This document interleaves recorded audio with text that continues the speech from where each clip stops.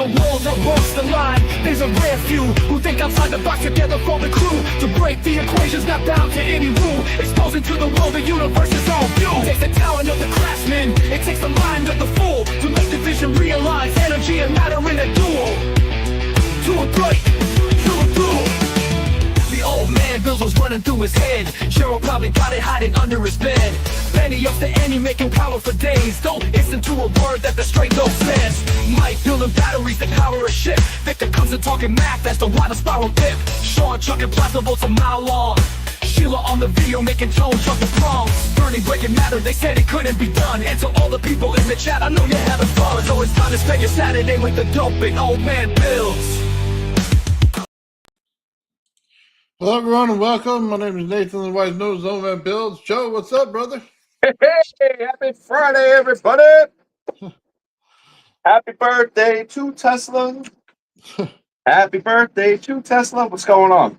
It's a good birthday, man. 169. Yeah, he's 200 years off of his, landmark birthday, I suppose, right? Man, he's getting there. The future definitely is his, I can tell you that. What's going on out there, guys, man? Everybody's checking in early. Oh, please. I ran today by the skin of my teeth. You already had the intro rolling when I'm on. Yeah. You know? Early in there. Wasted no time, man. Oh, man. Hey, just real quick before we get started, man, I just want to give a shout out to Crypto, man. He had me on with Sheila, man, and I know Joe's jealous about it, but that was just the coolest thing in the world right there. Yeah, that was a rad show, man. Like, I watched the whole thing that Bernie did first, and then when you got in there, once you were in there, though, the whole entire dynamic changed, which was cool because she was rolling with her presentation, but just like the questions like kind of shifted more toward the things we talk about. So I thought that was neat. That was good application. Oh, dude, her answer to the question about the flower of life on the Anunnaki's arm on their wrist is that watch. It was absolutely amazing, man. Yeah, she's a sharp cookie there. I'll tell you that. She has a lot. And the thing is like I could tell that there's just so much more there. I love the way that she presented it because I feel like it was really accessible. The information that she was giving and the perspective that she takes on it, but it's all the same stuff that we talk about all the time. And it's pretty apparent that her intuitive knowledge of this stuff is quite vast. Like, you really just like scratch the surface. I'd really love to have her around, one time. So kind of bring the temperature of the conversation right up to where we usually have it. Oh yeah. Well, hopefully she'd be down with that. What is so cool, man, is you see it in that 3D oscilloscope thing she uses, man, and you see the shapes, right? So we always see these shapes online, and a lot of people probably don't connect all the dots to them. I know a lot of our audience does. But when you look at them, you have to understand the pattern that it makes in coil winding, then what it makes in the frequency itself, and she's showing you where it goes. So if you're in the room and you create that resonance frequency, by the way, and you take your radio, take your AM radio and go and check it out. It'll give you parts where it's magnetic. It'll give you parts where, you know what I mean? If it's incoherent, it'll be parts where there's static in it, and you can literally map it out. So we had Elijah, remember, he was going around his room and checking things. Well, in some of the resonance that he had he figured out what she was doing in the same way, he could have literally followed the pattern and marked exactly where it is. You know what I mean? Oh, yeah. Way big understanding there. Well, we always talk about having difficulty visualizing some of what the interactions are going on, and we've well understood that the stable waveforms and stuff that are created with different devices, often are geometric in their nature. But it is hard to fathom, and where she bridged the gap was being able to actually like show that. And you just got to remember that sound is energy, basically in its purest form. So, anytime that you're checking out any oscilloscope reading, it's It's not even directly analogous. It's the same. It's just, you know, it's exactly the same. But it brings the point that why we need 3D oscilloscopes like she's got going on. Yeah, Because, that's bad. dude, the way you see it and the way that it comes out is so much different than this little line that just goes like this. You know what I mean? It's actually a full picture of what you're dealing with in nature. So if she says it's making a flower, you think about it. Well, how does nature know how to build a flower? Well, because it needs a pattern. Where do you get the pattern? From the resonance itself. It's creating that pattern in nature in order to build that physical form. That's what's so cool about it. Yeah, and a whole other thing that she kind of brought up too that I thought was pretty neat was, just the idea of coherence. Something that we discuss all the time. Uh, Coherence is the most critical factor. That's where the efficiency all comes from, is the coherence.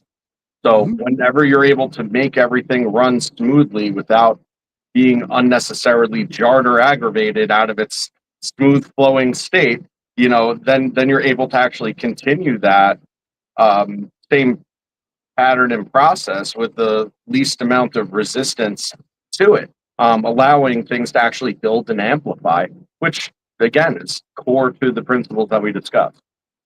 And by the way, did you see the frequencies she's using are old school frequencies? Oh yeah, there. Like 432 instead of 440, because she knew the difference. One makes a coherent frequency, which is 432. 440 is just static. Yeah, You know what I she mean? was messing with the solfeggio frequencies is what she was going with, and I mean, realistically, that's mostly what there was until everything became standardized. Yeah. So, I know that she delved into that a little bit too, and you know, standardizing it could have been done beautifully and seamlessly just using solfeggio, but instead, they almost found that to be an opportunity to insert like a more nefarious, you know, agenda. Well, it goes to one of the other things I was watching, and they were talking about this gene in the human body that they can activate, and it changes your um, I don't want to say it, white T cells or something like that in order to fix your body naturally. So, but that's the whole thing with the resonance, and the part of it, what they're trying to do with this side of it is they're trying to activate that same thing. And it's an ancient gene in your body. I can't say what it prevents because it gets us in trouble, but it goes for everything that is going wrong with your body. And it also makes it tie into the integratron and what they were trying to produce. The one thing I wish I knew was the frequency that machine was putting off, because dude, you'd have it right there, because that's exactly what he was thinking in his mind when he built that machine. That's why he did it. Right. Is you go through it, takes you 2 minutes to get through it or whatever, you know what I mean? It enhances the frequency right then, your body corrects itself, boom, you're good to go. Well, I mean, right, and it's kind of right tied in with what we always talk about with like the zero of any system. That middle line where the wave is traversing, right? Mhm. Really, that zero is just the ambient average of whatever atmosphere it is or environment that it is. And if you're talking about something like your body, if you have a couple of things thrown off, that zero is all thrown off, throwing everything else right out of sync with it. Being able to neutralize that, bring it back into a state of normalcy, is realistically wellness. And it goes kind of back to the whole uh, walking against the treadmill situation, right? It's like if you could either keep up with the treadmill or you could kind of like walk at that same pace where you're just not moving forwards or back, right? And that's sort of the control that we have over it, to a certain degree, when adjusting your own frequency and resonance, or bringing systems into it as well. It's just about the overall system and how the little things affect it. Oh, I like the fact that she ties that in, by the way. Mhm. They said in the chat, you know what I mean, about the tree and hugging the tree. I did walk outside with my shoes off, shoes and socks off today, and put it in the dirt, you know what I mean? Kind of grounded myself. I needed it today after yesterday, man. Yeah. But yeah, I love the fact she brings that aspect in there, and then, you know what I mean, like you do, and going into the meditation and things like that. Well, it's a really critical aspect, and I mean, I know it's really hard to articulate that sometimes, but realistically, it's so critical that it's like necessary to understand that about yourself before you could apply that forward. Because, like she said, intention has a lot to do with it. You know, sometimes we think we have really good intention of doing something, but when you don't even know what that means because you haven't explored that in your own self, it becomes hard to say whether that intention is in fact good or not. It becomes very perplexing, you know, unless if you've done the work. But um, Dude, check this out, Joe. So I got to bring this up. Okay. And I know I bring it up with you a lot, but I got to tell everybody in the chat. Okay. So Liz told us what was going to happen. Okay. Before we even got to this point here in time, she told us it was going to be a combination lock of frequencies, right? Because they ran on resonance in Atlantis, right? mhm. So we got there, right? Then we had Eighth Center come on, and he starts telling you everything there is about an organite, Oregon energy, stuff like that, meditation. We go into all that, right? Then we get to where Sheila is, and she's showing you the actual way that it's built out in nature and things like that. It, it's like a pattern that's going on that everybody's seeing this, and we're all following it. And man, it's like mind blowing if you really understand what's going on here. If you can really understand how important resonance is in nature, you can see every single part of it and then take a step back and say, okay, let's look at all the hieroglyphs again. Let's start looking at mandalas. Let's start looking at why they built these things this way. Let's start looking at the sounds in a church. Why is it the way it is? And then you come out with this big, profound understanding of not only did they do it before, they mastered it before. And, you know, if it wasn't for the younger Dryas, man, we would be a whole different species right now. Yeah, that's true. The good old younger dryas. um, yeah. Another thing that we stumbled on this week, which like kind of like you know how you know something all along, but it's not until it's put out in like those exact words that you're like, duh, so Yeah. obvious, and it's right there, you know. And we've said it 100 other ways, but here it is. But when we were talking about, you know, creating some kind of coherence in the system, right? So you could take two things that are totally unrelated and just totally almost dissonant in their nature, Mm-hmm. and you could simply add a third thing that falls directly into the middle of them. You know, that actually then makes them related in logical proportion that smooths out the entire thing. And you know, you could do that with frequencies because it has less to do with the frequencies and how they get along than it does the group of frequencies and how they get along largely. So by adding a third that's directly in the middle, you could turn any dissonant two frequencies into non-dissonant at a 2-to-1 ratio just by adding that third. And it's like, duh, that's so obvious. You're just splitting the difference between the two, and this one then becomes the common denomination of the relationship. Yeah, it seems that way now looking back on it, right? Duh. It's like We should have known the whole time. I guess we had to have somebody smarter than us tell us what's going on. oh, you know what, man? Like, if you're like me, and I know you are, we're just figuring this all out on our own. Everybody else is doing all their own stuff, and it's like, well, so and so said. I'm like, oh, well, that's great. I'm just figuring this crap out as I go along. What logically makes sense next to me. So I don't know. Well, what's so cool, man, is when you keep an open mind and all this stuff and you never close it off, it makes such a big difference, man, because you start to see everything and how it falls into place.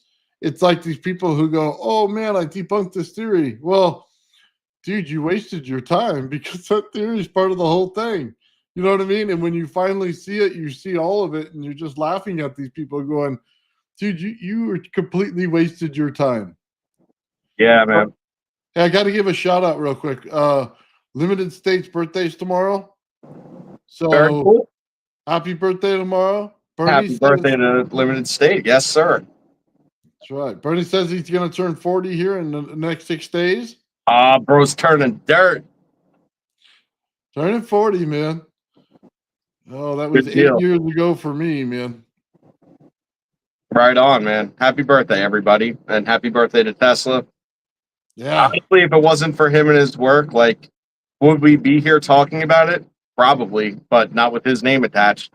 And he's the first one that I knew that came up with this stuff. So good on him. And here we go. CBK checks in, man. He's got 53 next month. Nice. Oh man. Good deal. Lots of summer birthdays.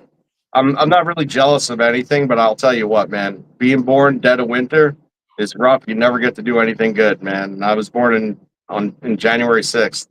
So, Mm. you know, it's Oh. it's always cold. Oh, it's cold, but you're always celebrating the 4th of July right before your birthday. Like 2 parties back to back. I was born in January, not July. Oh, sorry.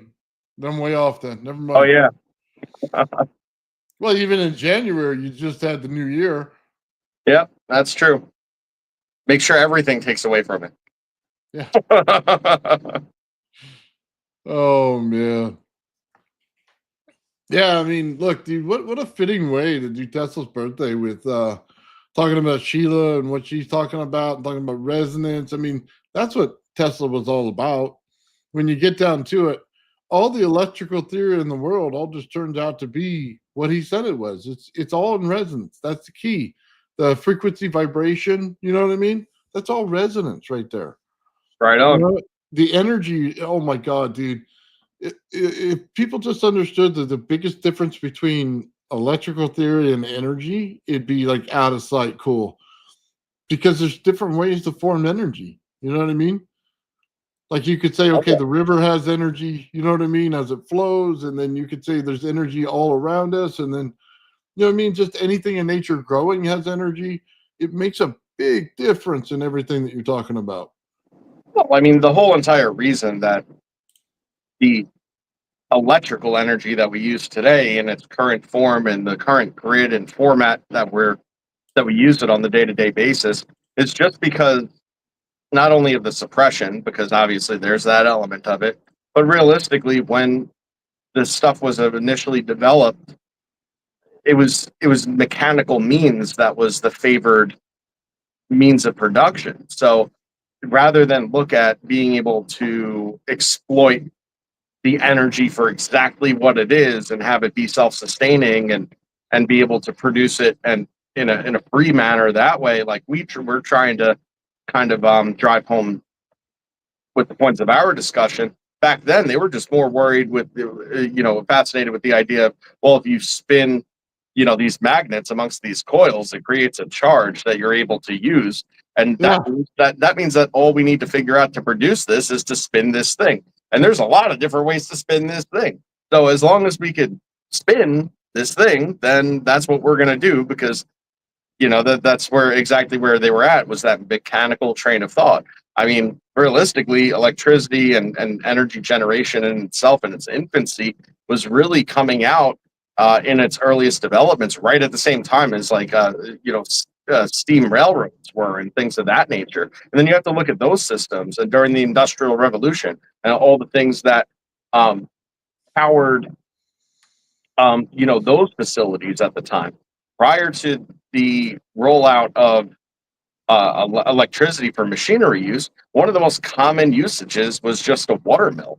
And the great thing about it was they realized that they could actually take the water mills, and with the same exact mechanical energy they've been using all along, they could just stir this extra device, but have a lot more power to show for it that could actually be used away from the main shaft. Yeah. It became abundantly convenient at that point, didn't it? So, Oh, absolutely. Oh man, I don't want to argue anything about that, too. You know what? I find there's a lot of stuff out there, Joe, that we're barely getting into when it comes to building and stuff. Man, do we have a bright future in front of us with this? oh It, yeah, it's like, I don't want to say it. It's like we got the keys to the store and we're just kind of checking out the merchandise in there just a little bit. You know what I mean? And we're gonna get into a big time here soon. It's gonna be cool, man. So You're not kidding. What do they say in the chat? About 10 years ago, I thought I understood 369. I really did not know Jack. Now I truly understand frequency vibration equals energy. That's absolutely true.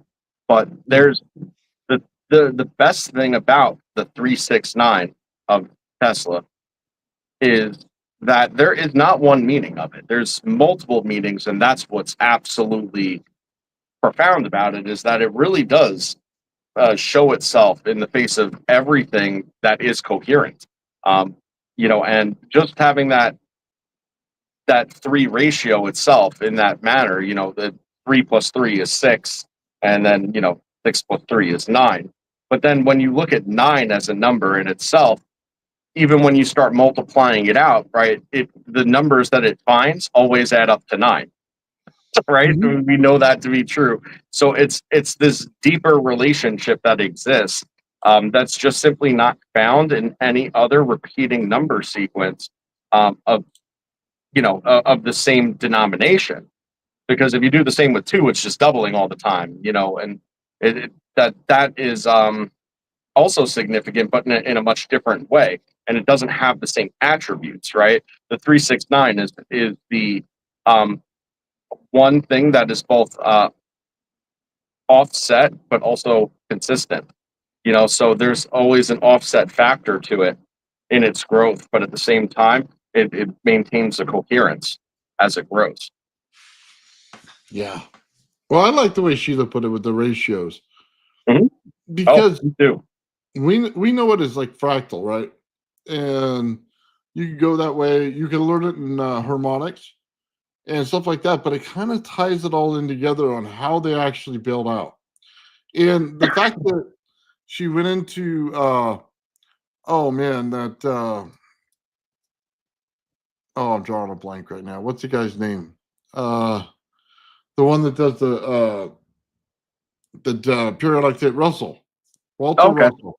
The fact that she went into Walter Russell and understood exactly how they're putting the pieces together. Mhm. So we're looking at this, and we start looking at atomic mass. You start looking at how the fractal nature builds out in there and what the ratios are and stuff like that. You start to come away with an understanding that there was a very smart design to everything, and it's all mathematical when it comes together, but it all builds out in the frequency and vibration that everything comes together at. Like you said, it could be two coherent frequencies, it could be a coherent incoherent that makes the coherent.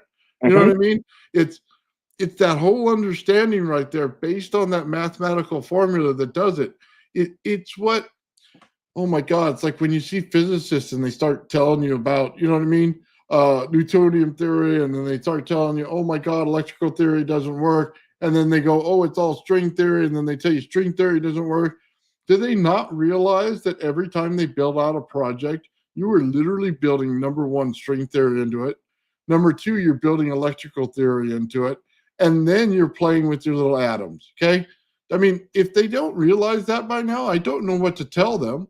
They are literally doing it in order to build their project out and show it. How do they not know it's connected? It's that next level of advancement to see, hey, there's patterns here, there's a form here, there's a structure. We have nature created, we have a universe created, and we're so close to the right answer. And every time one of these physicists comes up and starts to shut people down and say, I debunked them, dude, you're just ruining it for everybody. Mhm. You didn't bother to take the time to look at it. I see it all day long. Hey, you didn't put the big G in here. Oh, your paper, a foyer, it's gone. You know what I mean? We're not listening to you. You know what I mean? And it's like, That's dude, because you're the such a that's because the potential big G's a jerk. lie, bro. Dude, Because the it, big G's a lie. yeah, well, 'cause gravity doesn't build out that way. No. Well, I mean, personally, and I know that it often ends up just amounting to like having different words for the same things. Even when you and I don't see it eye to eye, which isn't very often anyway, but it's often we're saying the same thing just a different way. I'm Mhm. still abundantly convinced that all gravity is the relationship of two like things, and and their um relationship is deterministic of their fractional ratios within each other. Once those fractional ratios are broken, you know, that means that there's a low density amongst a high density field. There's actually very limited to no attraction that's being applied. That's why, you know, specks of dust and stuff that are very, very small that you could just barely see will sit there and like float about and drift about on all the air currents and stuff like that and meander about and literally be suspended even when it's still without falling abruptly to the ground. Because one thing that we do know is that you could drop something that you could drop a bowling ball and a golf ball and they fall at the same rate, right? Well, that's because they're within that, they're above that ratio. You see what I mean? But Mhm. but a piece of dust does not fall at that same rate. And why? Because it's outside of that ratio. And that's sort of what it comes down to. Is it's just simply the relationship of matter and the proportion that they share. Once you're over that certain proportion, then you're subject, right? Okay, well, check it out. You said it yourself what it was, Joe. I'll tell you what gravity is. It's coherence meets incoherence. Okay, and Mhm. they form out the structure. You have your magnetic field, you have your static field, and they build out in the structure, right? And it builds gravity. That's all it Well, is. well, once you realize that that density is determined, you know, which is the density is directly related to weight, which is directly related to a measure of gravity, right? Once you realize that the density is based on the molecular structure, and the molecular structure doesn't really have a whole lot in between it. It's just, you know, fundamental particles, and then nothing much holding them together either, right? Like basically nothing. So it's the amount of motion that's occurring in a specific area is what it is, right? So if you could make that motion more still, then it becomes more etheric. Now you're tied into something different. Now you're tied into the fabric. You know, and once you're tied into the fabric, you no longer have a relationship with the stuff around you that is, you know, above that oscillatory rate, a density that exists at the molecular and submolecular level. Right. Yes, there are no particles. This is why I'm talking about jiggling things and saying that they're not connected. I'm aware. Um, Dude, I got ripped. Yeah, dude, I got ripped yesterday for using the word fields. I yeah. mean, Well, listen, you need ways to describe certain things that are observable and, you know, like you need to be able to. I'll be honest with you, man. Look, I like saying things in terms that people understand. I don't want you to be a physicist to understand what I'm saying because that's boring. I want you to everyday people to understand it. And if I'm describing something that you can look up, then that's fine. I'm not Eric Weinstein, man. I'm not a prick about words, okay? I'm not, oh, this only has one meaning of the word and this and that. Dude, for God's sakes, man. I mean, lawyers have a meaning definition of understanding of something just like you mathematicians do, okay? And then the rest of us have a general understanding of what the word is, okay? So I'm better off telling you what the general understanding of the word is. At least you're in the conversation. You know what I There's mean? Nathan, there I'm here to tell you, in my opinion at least, there's no shame in using descriptive language that is exactly that, descriptive language. Yeah. You could be the best scientist in the world, whether or not you have credentials. You know, the best theorist in the world, whether or not you have credentials, and speak like a total dope, as long as what you're describing is actually the case, right? So Hmm. obviously specific words have specific meanings, but we often get so built into these meanings that it creates large disconnects over the hyper specific meaning of certain words if it doesn't precisely depict what you're trying to describe, which is a huge cause of misunderstanding. So, by being able to identify that as actually a flaw and weakness, as opposed to a strength of accuracy, I think that that's critical. And not to mention, it makes it more accessible and less esoteric to people that are just trying to understand this stuff, that are watching us on YouTube rather than deciding to, go, study or volunteer at a lab somewhere just to be able to pick up on some of this stuff. for themselves. So Well, yeah, dude, I'm right there with you, man. But I found it hilarious. So Ken Wheeler did a video, and I sent it to you. We both watched it, man. yo, damn right, I love Ken, man. Dude, it's amazing when he says things about the gravity and everything else. And here we are on the show describing everything he's saying, right? I Mhm. think we're what, like 90%, you know what I mean, in line with what he's doing, maybe a little more. I would say. Dude, and he's using the same words we are, radiant. He's telling you it's fields. He's telling you when it's a non-field. You know what I mean? And he's telling you basic magnetic theory. I mean, the guy is the master of magnets. I mean, you can't get away from that. It's just unbelievable that when you get it, you get it. And there's certain people that do, and then there's certain people that define things that are the word police, and they miss the whole meaning of what was going on. So the time and energy you wasted in telling me something that I'm never going to change about myself is wasted instead of just understanding what I did. I mean, I'm literally telling you how to take a form that is a high voltage, high frequency field and change it into a low frequency magnetic field. And instead of understanding that, you did the word police and told me you don't know what fields are. It's like, oh my God, well, we'll just look it up in the lexicon of life and ask Google. It knows.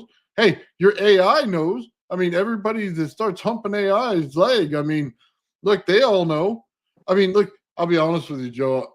I know I said it in jest earlier, man, but I should have taken the money. For all the people that are out here putting my stuff into AI and getting it all put in there, man, I could have made a lot of money on this. You know I what I mean, mean? I mean, honestly, it's. I keep on. I said from the get go. I don't know why you didn't, because it didn't shut you up. It just kept you talking and doing. So, unlike some things that, like, you want to participate in and it'll be lucrative or whatever, but that silences you and stops you from doing what you like. It actually was just a sum of money for you to continue doing what you were doing anyway. And it, so frankly, I never really fully understood the logic there, but it's a personal choice, and I knew how you felt about AI, so I'm not one to judge that. It wasn't that. It's what I have, you know what I mean, sitting in my garage that I don't show. That's the problem. Yeah, They no, I understand. because they get the patents on that stuff. That's why I didn't do it. But if everybody's gonna put it in AI and give it away, you know what I mean? What's the point? I mean, it's literally, what's the point, man? You're just feeding the machine, and I didn't have to feed it for you. I literally do. I get emails all the time from people, and I do appreciate them, guys, and I do respond to all of them. But when you're telling me you're feeding AI, and I tell you to just think about it, you know what I mean? And then you come back with an AI response and tell me about it, you've already lost me. I'll be very honest with you, you've already lost Yeah. me. You should have just told me, hey, I thought this, and this is, why is this not this? Well, I don't want to get deep down that AI rabbit hole again, because we already did that last week. It's Tesla's birthday. AI wasn't around when he was around, but I do at least want to respond to that and saying that I think that, again, using AI to be able to draw relationships between different things that you could understand, like the semblance of relationship that may exist and may be significant, but you're just trying to get the data out of each of these things and then have a comparative done, and then be able to have that extrapolated. Like, that would take a lot of work other ways. This is actually good at doing it with a high degree of accuracy, and you're actually not even telling it what you're trying to do. You're just asking it to make a series of correlations, right? So, strong recommender out there for people out there. That's a really good use of it. To ask it the relationship between two things, tell it the relationship that you want to try and achieve, and then see what it has to say about it. A lot of times it'll fill in that gap for you. And then guess what? There's no guarantee in it. But what can you do? You could take that then to the next level of your own research or experimentation. What's better than that? It's no different than asking a friend, and him, good chances he's right, but there's a good chance, like a decent chance he might not be too, but he gave you his 2 cents, so you're going to try it, right? No, look, if they had a Tony Stark version, so check this out. If you simply had a version that you gave it the information, right, and ask it to cross reference something, okay, and then you fed it the information on exactly how things are built, then it would be more helpful. But I don't want to play a game with it.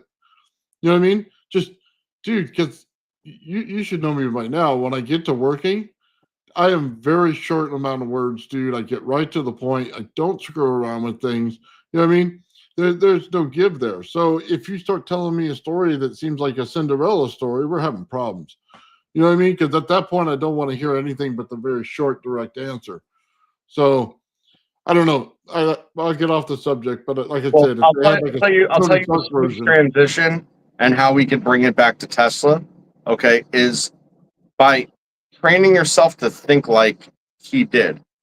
And I think that one great thing to think about is the most fundamental thing of physics. The first thing that anybody learns about physics, right, is that every action has an equal and opposite reaction, Mhm. right? And then if you just take that one structure of or that one thing, that one fact, right? And then you realize how profound it actually is and all the implications of its surrounding. Now you're thinking like Tesla because you could just say, "Oh, okay, well, if I push the pendulum up, well, I mean, then it's gonna come back, and when it comes back, it's gonna come the same way." But what does that say about the way things work? That means that everything works in forward until it works in reverse. Everything's got the point of diffusion that the diffusion stops and collapses, and then the only logical thing for it to happen is for it to go back the other way. You can tie this right into wave functions and stuff, and how a diffuse wave function will drop off and dissipate. Well, something's got to happen. It just doesn't sluggishly stop, right? Because you can't just stop energy. So, well, you could say, well, impedance or different, interference and things of that nature will slow it down. But at the end of the day, you know that somewhere down the line that still has some kind of opposite effect. It still does. Now, whether or not that's measurable is a whole nother story, or relevant. But the fact is, it does happen. So if you now think about the structuring of the fields and stuff, but realizing that you keep on pumping the energy into them, right? You realize how it goes into a concentrated state to a diffuse state, a wider diffuse state, and then it kind of, fizzles around a little bit until it decides, like, well, no, now I need to reconvene because equal and opposite, it reconvenes. And then when it reconvenes, well, equal and opposite, it's got to drop down to the other side. It's a toroidal pattern every single time. So that's what it creates. you know, it's really crazy. It's just that one thought. And how is it related? That's how it's related. yeah, I'm there with you, Joe. I'm right there with you, man. You know, I was looking at these ball lightning and stuff, and they're trying to figure out how they're made, right? Well, you do realize that when you put two fields together that hold each other in, just like you just said, and you keep pumping in energy, man, there's only one way for it to go. I mean, think about what an electron is, right? It's impedance to a circuit, is really what it is. And you say, well, why would you say it's impedance? Well, because it's slowing the circuit down and creating a magnetic field. Mm-hmm. So you go, okay, so what is it? It's the buildup of electrons on it that's creating this. But what does that also mean? It means that you could build out electrons by knowing that you have a field in there that's electrically active, but also could have a static value because you're filling it up with volume, right? Yep. So you've created both fields already. And this is exactly the way field bubble builds out because they're weak fields until you've created them, and then they're strong fields. But then as soon as you turn off the power, what happens to the electron? It goes back and dissipates, right? So check this out. So if you understood what I just said right there, then it's like a whole mind screwing of you because you just took a coherent and incoherent thing and then put them together. But that's exactly what the thunderstorm generator did to you in those two shells, and you didn't realize it. That it literally, you know what I mean? It built one thing and then it filled it with another, and you're laughing at it because as soon as it creates resonance, you're creating energy that's a volume inside of it. And then it's creating this, I mean, it can't go anywhere. That's the whole point. It cannot go Well, anywhere. the whole idea is that when you have the counter-rotational and opposite charge and the opposite temperature forces playing against each other, it does create a null zone, and that null zone, well, it kind of needs to go poopy and pinch one out sometimes, and then you got your little free, super high density, free of any, other body in compression, you know, basically pulsating because it's in a state of cavitation bubble, of high density energy that's self-sustaining because it's such a wild differential to its environment that it just can't simply dissipate. So it'll just meander and, figure out what it wants to be attracted to. What it wants to be attracted to is things that are like it. The problem is there ain't that too much like it in its environment generally, right? So it goes in search, and then what does it do? It finds itself, in a little hole where it could actually then use another phenomena like the cavernous materials effect, where it could just throw itself into a hole and stay in resonance in this hole to sustain itself for a longer period of time. It'll still dissipate at a certain point, but as long as it could contain itself, in a semblance of its own structure, then it's able to actually sit there and remain in a state of cavitation even after the forces in which produced it in the first place have ceased. Because it's self-feeding. Because it's somewhat self-sustaining. It's not indefinite, but it's just at such a high rate of density and separate and in a state of cavitation that as long as it's able to encapsulate itself in some way, it could self-sustain. It can't self-sustain itself in air all too well for whatever reason. It can, but not for all too well. That's why it hits out. That's why, it'll create the little pockets that it does in like almost an effort to save itself, as weird as that sounds. Yeah. It's like you get some form of, you think it's alive, but it's not, but it's got like a thought to it. You know what I mean? That it's self-sustaining. Right. It's crazy. Well, I mean, okay, so but it's more related to something that's alive than you might realize, because it's in a state of stability and trying to maintain that stability. So given its own abilities to, for instance, chew away or, because of its own very nature of the high energy density, it's able to pit out metal and stuff like that, right? So if it pits out metal and it finds itself in a place of, higher stability in that pit, then that's where it's going to stay, until the conditions sort of come back for it to. So let's bring this back. So if you're resonating something, it's bouncing off of each other. That's a self-sustaining condition, right? The whole goal of doing anything over unity is to have it do that right there. That one thing. You just have to have it resonate itself. If you can get that to happen, you have free energy all day long. Mm-hmm. Because all you're doing is you're tapping it back and forth in resonance. That's it. But that's what that field bubble's doing. It's going out, because it's not like just a round bubble. It has movement to it. You know what I mean? Like this, and it all builds out. It's like a golf ball that's like fluctuating all around, but so is the other one. You know what I mean? So you got these two fields doing that, resonating back and forth. What happens when you have resonance? You have plasma. So what happens between the two fields? You have a plasma field that grows. It's not that hard to figure out. We see it all day long in a lab when you build stuff out. You see it in your Tesla coil, Joe. You see it right there as soon as you turn it on. Absolutely. Yeah. Well, and you got to remember too. I mean, just by virtue of the inert gas tubes that we've been playing with, right? And how Sheila brought that up the other day too, which, she's on it. She knows what's going on, but and this is no insult whatsoever, because I know she's playing with it still, but she hasn't seen the part of it yet. Like what happens with those tubes when you really get them into some crazy high energy fields and stuff, like in super resonance, because that plasma stops acting like light that's in a tube after a certain point in time. Yeah, it starts to get really strange real fast, and whatever, the neon sign makers and stuff back in the day, whatever colors they're like, a neon lights up orange and this lights up blue, and argon lights up blue, and this, that, the other thing, right? But well, yeah, that's at a low excitation level. You get them buddies cooking there, man. They'll do all sorts of weird stuff, and Oh, it's dude, crazy. the tube she had though with all the multiple gases in it. Oh, let me just tell you, hands down, I'll take that every day of the week. Yeah, I You was give gonna me say, like how 5 come or we 10 don't of have those. these, bro? Where do you get these? Yeah, I don't like, know. okay, because just playing with that tube, I know, you know what I mean? Wrapping it in the wire, doing things like that, putting a slow motion camera, we can get all kinds of cool things. Just having the heat itself from the field that's coming out of it, you know what I mean? Man, we can get things that look like they're on fire. You know what I mean? Things swirling. Dude, we might Mhm. have a little tornado in a bottle right there. That, dude, beyond awesome, by the way. I didn't mean to, if I did, to demean that, but she's got the awesome idea of that tube with all Oh those yeah, gases in it. I in no way meant to demean what she was doing whatsoever.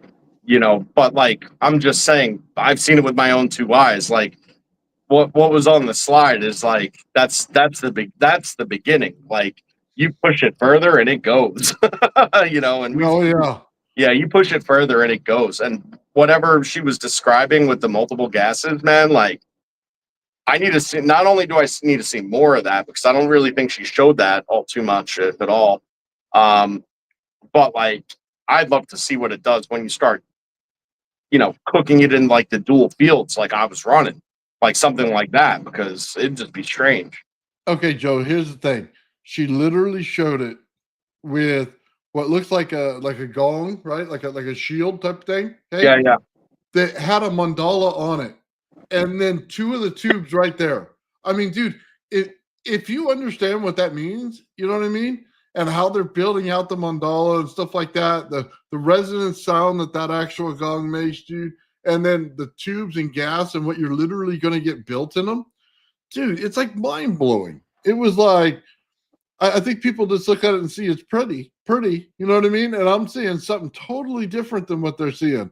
I'm seeing that gas excited. It builds out, change colors. It's going to go through a whole different set of circumstances, dude. It's just rad.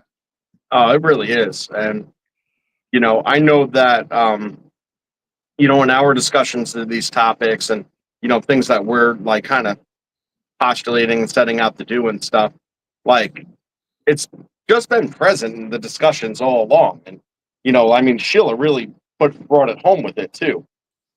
She really did. And I mean, I absolutely thought that was probably one of the best presentations anybody has given in some time. And that's not taken away from anybody else at all. It was really that, you know, that profound, I think. Um, yeah, man, like when we're dealing with like the counter rotational fields and stuff, that's that's realistically where like that's where it's always been at. I mean, it's stuff that we've discussed like since day one. Putting it into practice sometimes is a little easier said than done, I think. But once you just understand the very simplistic idea that whatever you're building, whatever it is, it doesn't matter what it is. It's the yin and the yang. It's the separation, the hard line differential. Once you split the difference, and then you have them work synchronistically in all regards, right? There's no regard that you can necessarily say this one, no, well, this one's a little off, so that doesn't matter. No, all regards must be in that synchronistic pattern in order to make the efficiency as close to 100% as possible. What does 100% efficiency actually mean? Well, that means exactly what Ken Wheeler was saying the other day when he was talking about gravity. That was the best Mhm. way to put it. The closer to stillness you get, the the more etheric in nature it is. That's sort of what it boils down to. So what you become subject to is the fabric as opposed to the material. And that's wildly important when we're talking about any of the phenomena that we ever try to um, accomplish, and that is done through like how do you make anything that's in constant motion still? You have to put it into a state of equilibrium reversal. So whatever it's doing, you have to do the opposite of it, at the same rate in order for it to virtually stop. It doesn't actually stop, it just virtually stops. And then at that point, it becomes etheric in nature, right?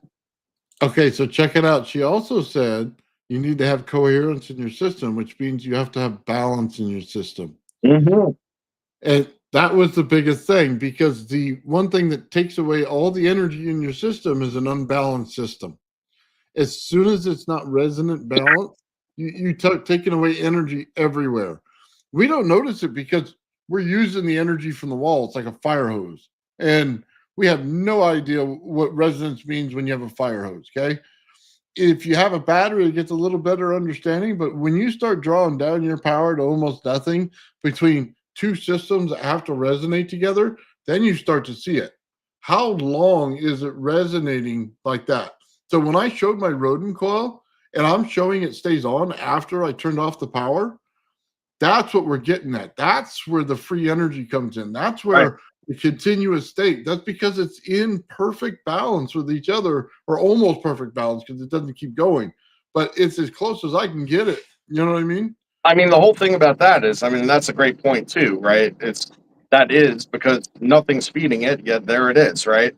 Um, at the same time, you got to remember where this resonance is, right? It becomes measurable at a certain point, and it has certain other field effects, right? As we'll notice over time as it builds, right? But the residual of it is actually a lot more present, whether it's measurable or not, because at the molecular level, there's still a certain degree of resonance that's going to continue on there, Oh yeah.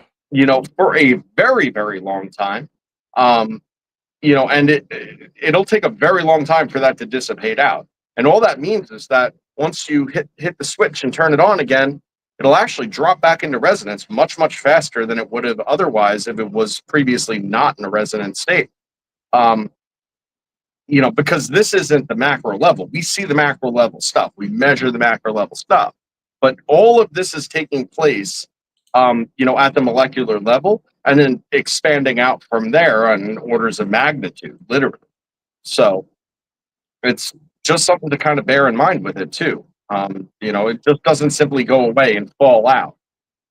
Okay, so we saw that, and remember what Gerald was showing his coil, and he was showing that it was that something was eating away at it. You know what I mean? There was drilling holes in it. Well, his Yep. system's always in resonance. You know what I mean? Think about it. Even when it's off, you just said it lasts for a while, right?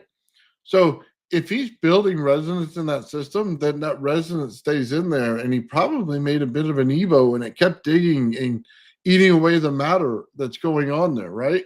Yeah.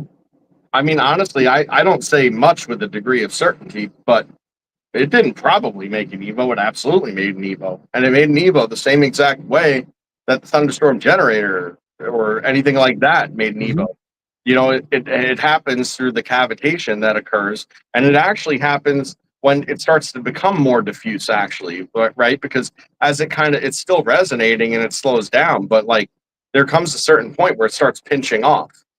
So you have high energy states that are going to start pinching off and actually being self-sustained. So it's probably less likely to actually happen when it's running and more likely to happen when it's off. Oh, yeah, yeah. No, I agree with that. So it's like an Cool. after effect almost of it. Yeah. Dude, this is a great point to put in right here. We deal with the energy fields, and because of the way we build out electricity, we don't understand energy right. Okay. And I'll say it this way: it's 3 weak fields to make gravity. Okay. Weak fields. That means when you go over here and you start your electromagnet up, you're already in a strong field. You're way too strong to be in it. Okay. These things are really, really weak. It means that you can manipulate each one by each one tuning into it. You cannot do that with a strong field. It'll automatically block it out. So just understand this. If I say that, if I go, okay, I did an experiment yesterday on a Tesla coil inside of a Tesla coil, right? Those are weak fields in nature. Why? Because I'm at a very low amount of energy. Okay. I've just got enough to get it going. And I put another field directly into it. So now I have two fields interacting with each other, with the third field being the volume that it builds, right? So just understand that that's the weak side of something. Now, as they build together in resonance, the resonance builds it out. Okay. That's what's going on here. Not you putting more power into it. You see, that's why it takes time.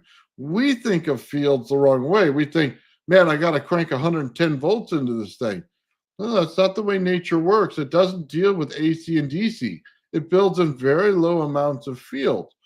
So just understand that there's a whole mindset that you have to get into to understand this kind of stuff, that when you deal with fields of energy in the earth, they don't work on the same level. Even though they produce a huge amount of energy in the end, they don't start out that way.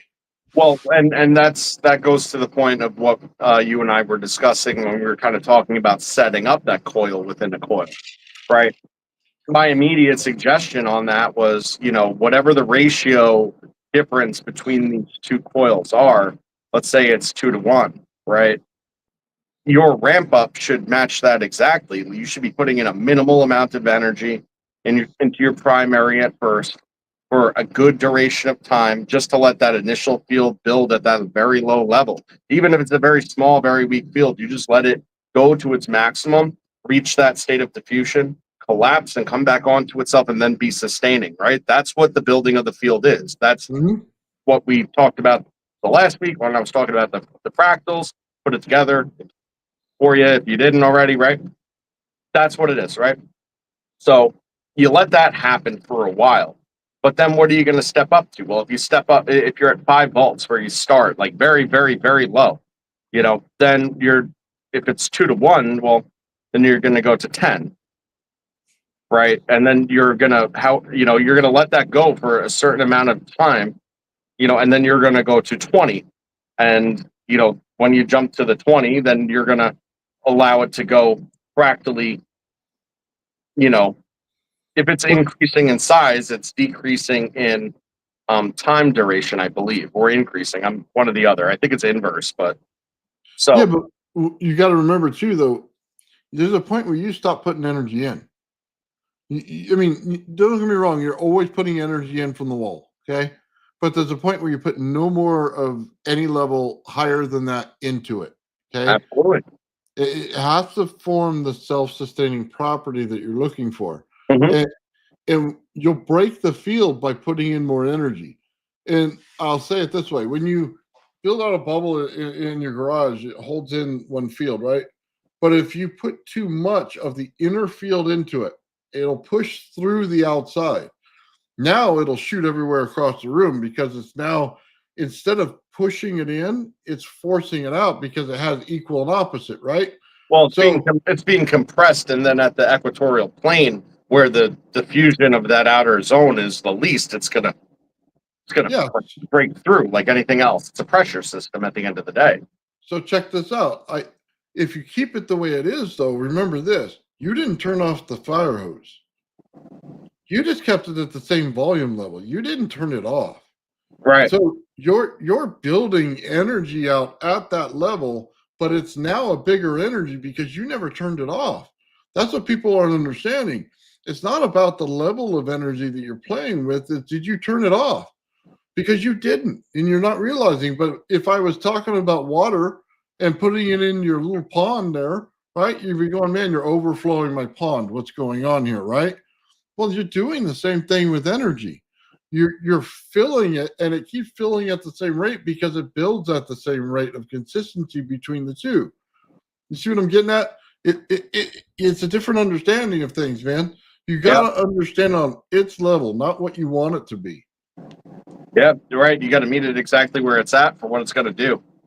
And that tends to be like I think a lot of times too, when approaching things from like that engineering standpoint, if you're used to just like, working on, regular construction of things, right?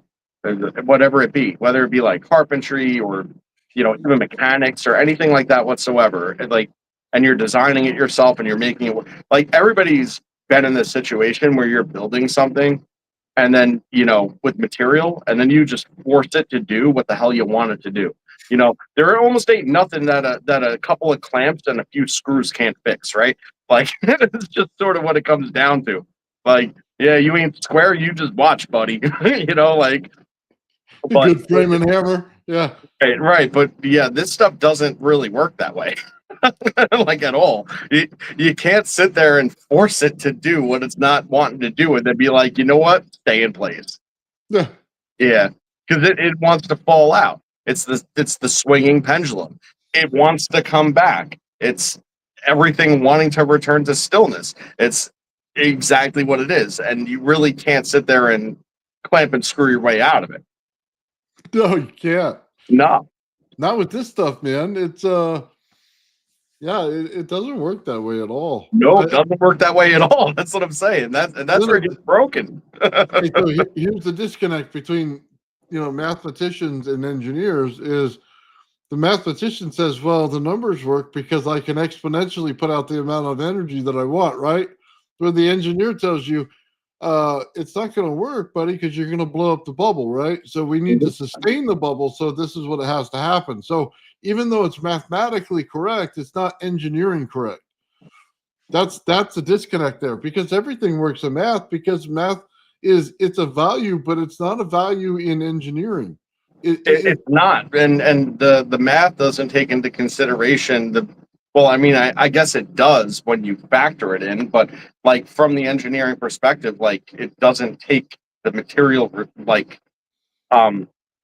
limits into effect. Like there's only so much that you could also run through these things before it leads to catastrophic failure, and a lot of times the catastrophic failure will occur well before you sustain the reaction that you're looking for, but unless that's you're where, using the right stuff. if they have a known, then they can put in the known. It's when they don't know what it is, then it's an exponential number. That's a problem. Right. So if they have the known a parameter to it, they're very good about very precisely putting it in there and telling you exactly where the limit is, stuff like that. When they don't have the known and it's just a letter, that's when you run into problems. Okay. But this is why cavitation is actually very, very important in these systems. It's probably the critical thing because it's the one thing that will allow you to sustain these extremely high energy density levels, without material failure because it's not dependent on materials to contain it, right? Like that's sort of what it boils down to. Once you have it in a state of self-sustenance, then you don't have to worry about the material failure aspect of it nearly as much because it's not the material that it's in proximity to so much. It's really just confined, and yeah. So I got a question for you, Joe. Mhm. If we put resonance together, say just in randomness in the center of nothingness in space, okay, is So that possible? random. Right, wait, hold on. Random resonance in random nothingness. So far, so good. Okay, so we go into a dead area between two planets, right? And Okay. we're in space. Now I want to build some kind of planet there, right? Can I create resonance in nothing to do it, or do I need some form of mass? I mean, do we need some form of light? What is it going to take to get that process started? Okay. So first of all, and this will tie right back into everything else. What I said about gravity and the relationship of matter. Hmm. If you take a third thing, you know, and you put it in the middle of two other things, it's going to change the two other things. Right. So you're going to have all sorts of stuff happening. Like you're going to probably, in that case, just hypothetically, right, have your smaller, let's say the middle mass that you dropped in is like in the middle of the size, okay? You're going to have the smaller thing pulling to that thing, and then that also pulling to that thing because it's always mutual. Gravity's mutual, okay? Whether it's observable or not is secondary. It's very minute, but it's still mutual. Um, right? So you're going to have the smaller planet start pulling in toward each other with the other one, but then the other one pulling in with them, and then it's going to heighten that pattern up between all of them because you drop something in the middle. Because the equilibrium that was reached between the two planets was already there, but dropping that third thing in the middle changed the entire dynamic. So that's the first thing you have. Then you have the wave situation that you were talking about, right? So hold on. We have to have mass before we start. Is that Well, there's your mass. You dropped it in the middle, right? That's what I'm asking. I just want to make sure we clarify. Because Okay. everything else comes in as an extra part to it to create the initial starting point, right?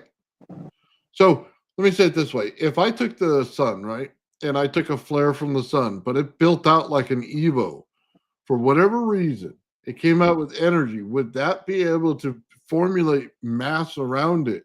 You know what I mean? To build mass around. So that's my start. That's my hello, I'm here. I have something that was produced. Now can I continuously build out from it? I mean, you mean throwing the third planet, the middle planet, into like resonance? That's what you're talking about? I'm Okay, well, missing the point of what you're saying. I'm sorry. if we're building out a planet, okay, because they don't know if it's things colliding, they don't know if everything's already there. You know what I mean? They don't know if the sun bursts these things out as a planet. You know what I mean?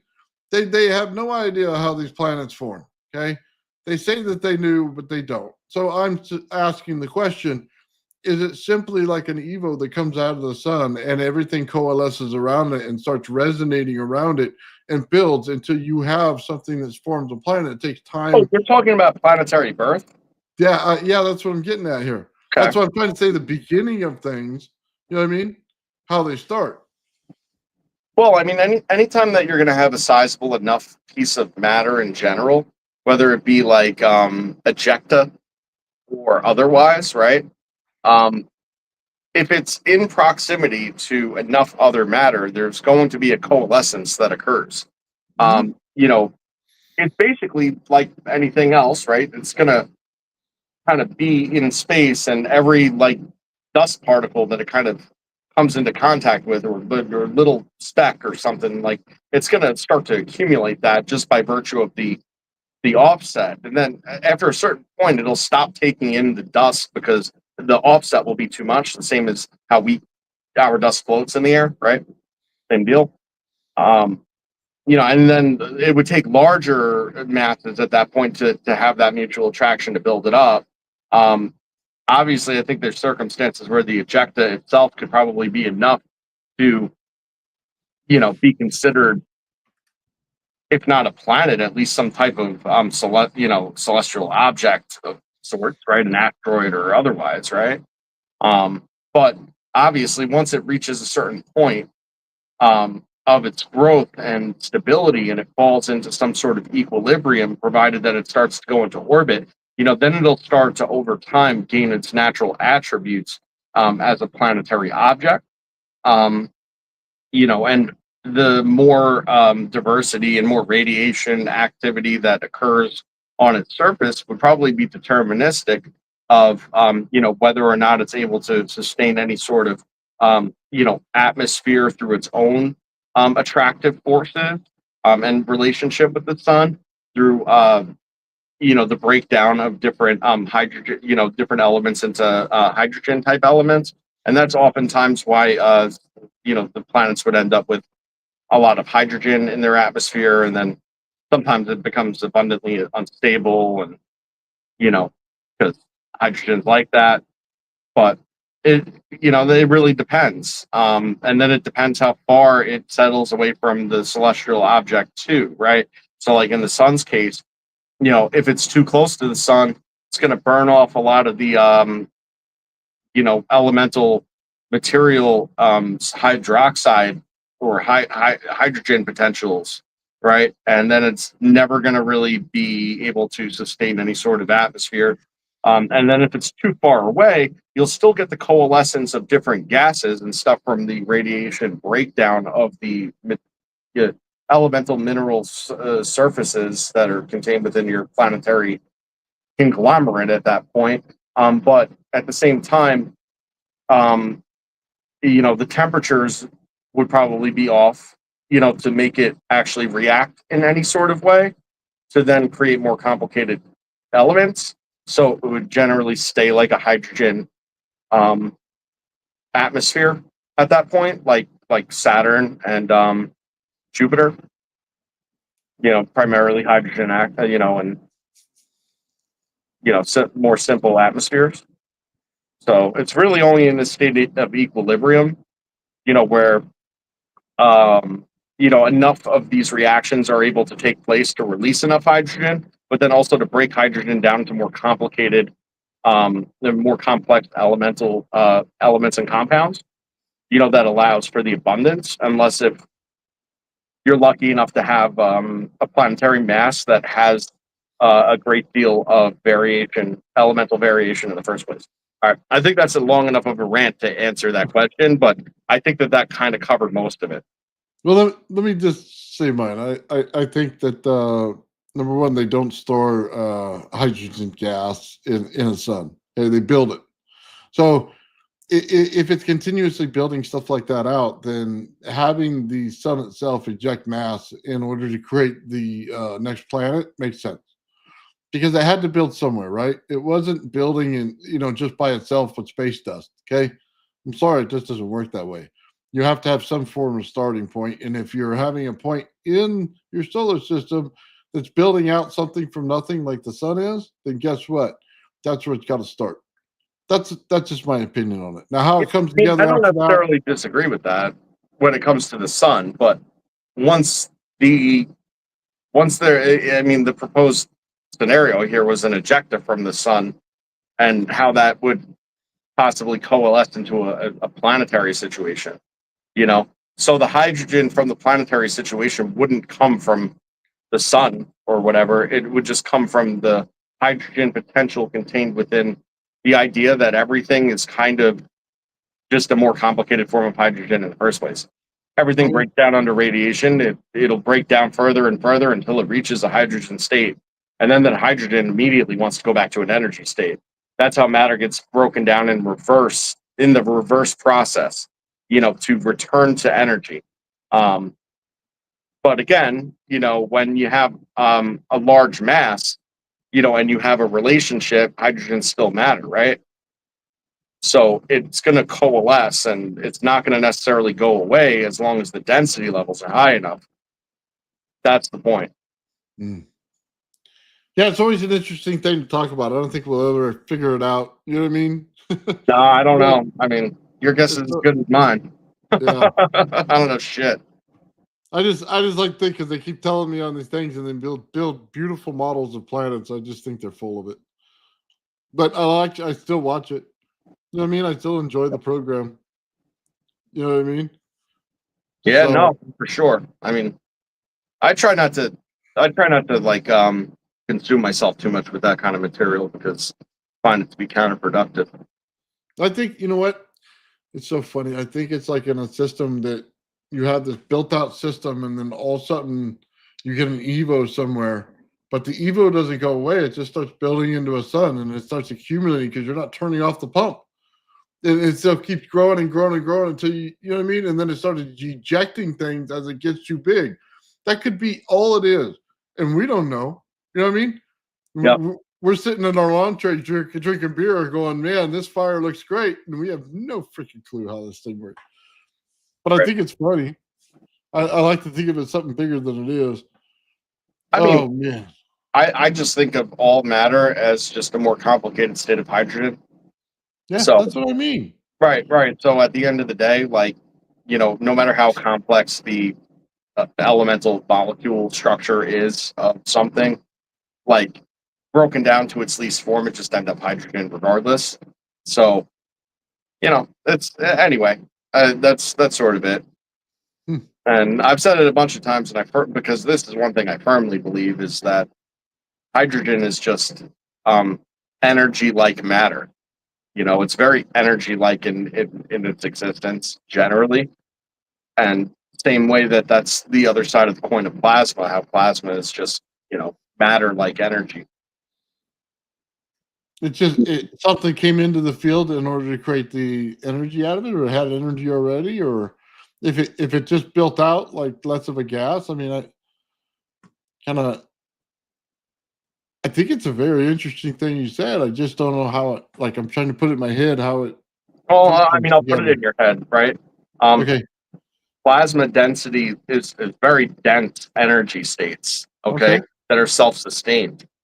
Okay, if you push that just a little further, Okay, that's one step away from becoming matter. That's one step away from becoming matter. Okay, at any given time. All right. Now, hydrogen, on the other hand, is matter, except it's always one step away. It's one little tiny push, okay, away from becoming energy again and being totally lost elementally into an energy state. Okay. So realistically, they're just two sides of the coin. You push plasma a little further, it's going to turn to matter. And if you push hydrogen just a little bit further, it's going to turn back to energy. The funny So they're thing on the is end of that the scale, and we're just moving the scale a little bit to create each one. exactly. Now the difference though is one thing and one thing only. Okay. Plasma will maintain and go back to an energy state, a different energy state mode. Okay. Gladly and always. It'll look to do it. All right. It once the stability of it's broken down, it will go into a diffuse energy state. Okay. It's not looking to collapse into matter. You'd have to force that hand. On the other hand, hydrogen will gladly and abundantly turn into an energy state. And that's the whole idea, that all matter itself, okay, what constitutes it as matter is the constant stable motion. Okay. Energy doesn't have that constant stable motion because it'll go into a diffuse state and return to a potential. Okay. But matter is trapped in an oscillatory state. Okay. You remove that oscillatory state, that thing that keeps it stable, and bang, it's back to energy. And that's at matter at all forms. All matter wants to go back to energy. Okay. But the more complicated the matter and the molecular structure is, and the more stable it is and stuff, the more difficult it is to break all of those chains and bonds into the simplest form to be able to then easily return to energy. You see, if the bonds and stuff were broken, everything would diffuse bang into energy and gone. It would be like magic trick. It's, you know what it reminds me of? Remember when you said everything was still and then you talked about the frequency? What if energy was all around us, right? In the solar system. And like you said, all it hit was a point where a frequency started. Then it caused a chain reaction into a resonance frequency, right? And then it kept building because the energy is all there. So then it kept building and building until you got to a hydrogen atom. And then it, you know what I mean? It kept building from there until it built out other elements, because it's eventually going to, with energy keep pumping into it, start breaking things apart and putting things together because it's in resonance. So it's in a state of, you know what I mean, coherence and incoherence at that point. Well, And then you start building and building until it builds other elements. dead on. So let's revisit this. Nathan, the chart. This was the second time I was ever on this. I was like, listen, I don't know where this came from. Pretty sure it came from God, but I'm not sure I fully understand it myself, but I'm gonna tell you all about it. Right. And I told you all about it. Well, let's tell you about it again, but just not a 4-hour episode. We'll keep it short. Okay. You have a still, then you have some kind of disturbance. This is how I put it at the time, a disturbance of the still, right? Well, once you have this disturbance, okay, it cannot simply be the only one, because it itself, okay, has disturbed the entire of the still. Okay. The same as if you go into a swimming pool and you push your arm, you know, in the water, it splashes water, it creates waves everywhere, but then they come back and then they start banging into each other. So once that initial state had been disturbed in any sort of way, okay, set forth the entire realm of what was to come. And the realm went on dimensionality downward and then back upward. So it was still, and then some kind of disturbance in the still, and then the reverberation of that initial disturbance to then reenact with itself, interact with itself. And it's at that point that there's all sorts of different interferences that occur. Okay, you have constructive interference, you have deconstructive interference, you have partial offset deconstructive interference.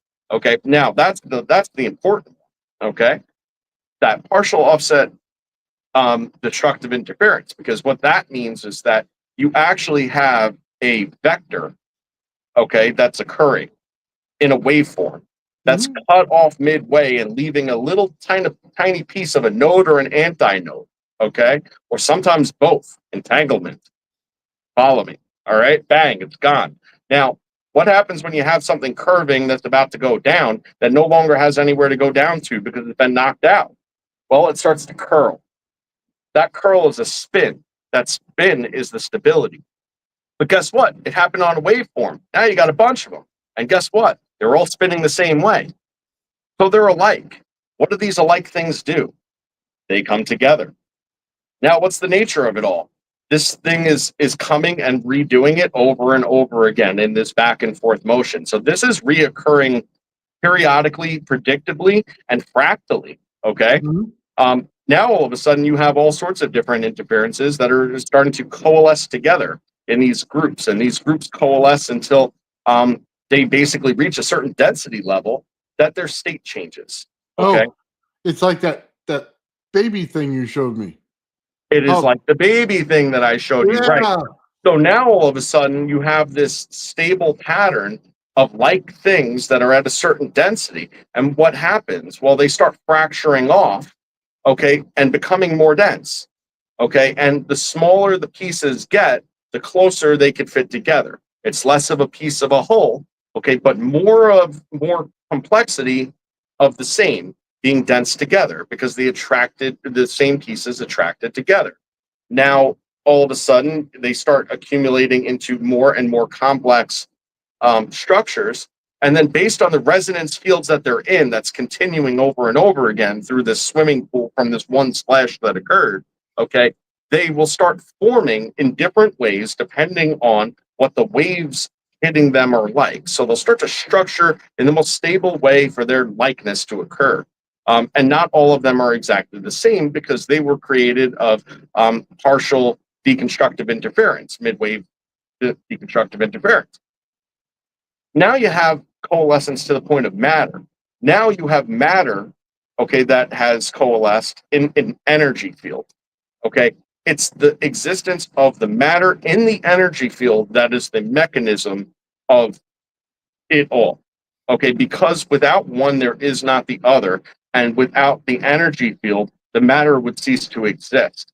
Its diffusion would it just wouldn't exist. It would just go into a full blown diffuse state. So it's the energy that is the pressure on it that keeps it in a coalesced state. Sometimes, but the matter always wants to go back. Everything wants to go back to a still. But the energy levels that are needed to actually defeat that bond, okay, are actually greater than that which constitutes it. Right. And that means that you need an emission of energy and not just ambient energy in order to break it down. So Okay. there you go. Well, let me just explain that somebody asked, why are you talking about planets? We're talking about Tesla. Energy, frequency, and vibration. If you haven't figured it out by now, that's exactly the way planets are building out. That's how energy is transferred from planet to sun to planet, all of it. It's all the same thing, man.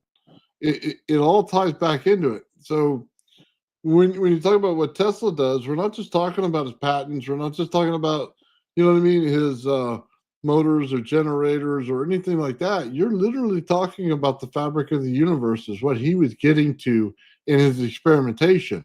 It makes perfect sense to be into this area. I mean, let's put it this way. Do you really think you can take two transverse fields and make resonance? Yes. Can you build matter that way? Quite frankly, probably. You can't. You probably need something else. You see, here's the point, and this is why Sheila is important when you talk about this. In order to build out structure and resonance, you must have a transverse and longitudinal wave in order to do it. You cannot build the width without the height. Okay? You can't do it. It's a fundamental force of nature. You cannot change that. You cannot build two widths, okay, and have them side by side. Okay, you have to build the width with the height. It could be a freaking 2x4. It still has height and width. Okay, you have to build it out. That's how you get the flower out of these things in resonance. Okay, I'm sorry, but I don't think. Well, You know what I mean? okay, but it's a little transverse nuanced. has to have the wave. It still Well, has okay, to but have the here's the thing: is I believe that you could. I think that the two in my when I was considering that, I was under the impression that these two potentials would actually interact with each other, and by virtue of the interaction, have a collapse event, which then, depending on what's there, right, it would have some sort of it depends on what they're made of and how their reaction is, because at the end of the day, two transverse waves, intersecting would very potentially, if not almost certainly, lead to a collapse of the waveform. So you would get your waveform back by virtue of that interaction. And I think that that's sort of my point, with it. Now, how they interacted, there's not enough information to really know that, but at the same time, you already assume that they wouldn't be in resonance, so say that they're non-coherent in that fashion.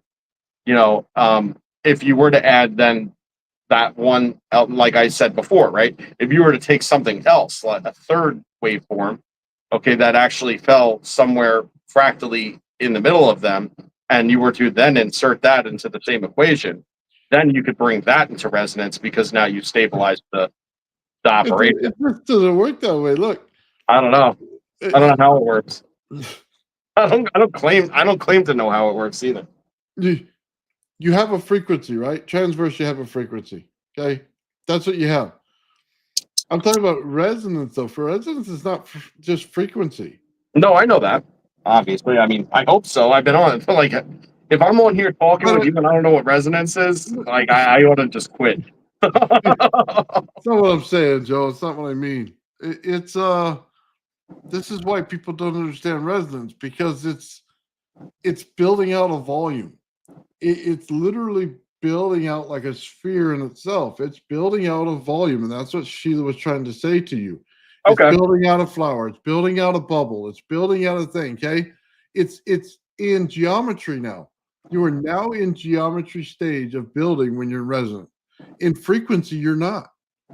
You're not in geometry yet. You're still in 2D.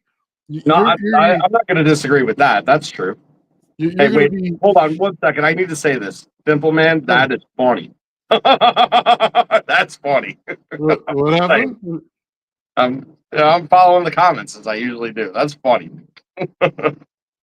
He says transverse. Oh, I saw it now.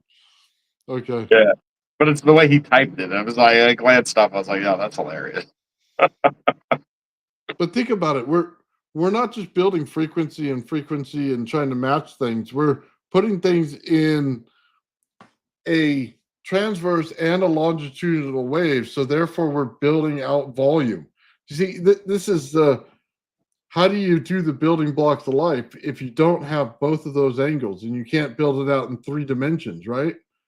That's why you have problems in physics when it's in 2 dimensions, because they're looking at a little waveform. Okay, right. But a transverse wave, and you're actually bringing up a great point.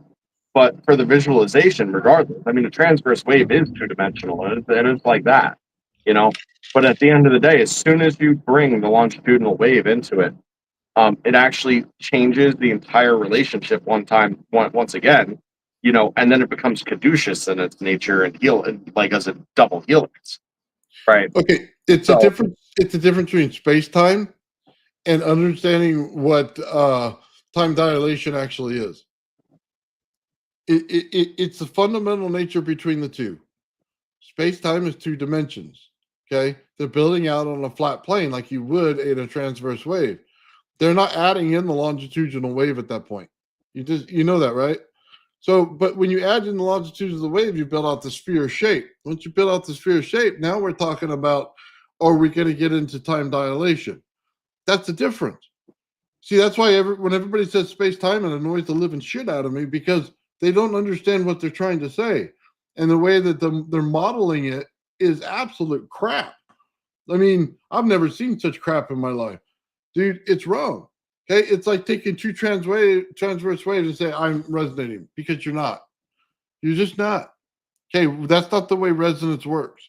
Okay, so if I took those two waves, how am I gonna, pulse it out in 3 dimensions now? Because they're like this.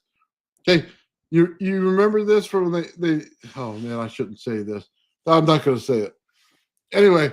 All right. Well, I'm just throwing it out there that the natural thing for things to do or to fall into a spherical 4D spherical model. Like that's the natural thing that things do.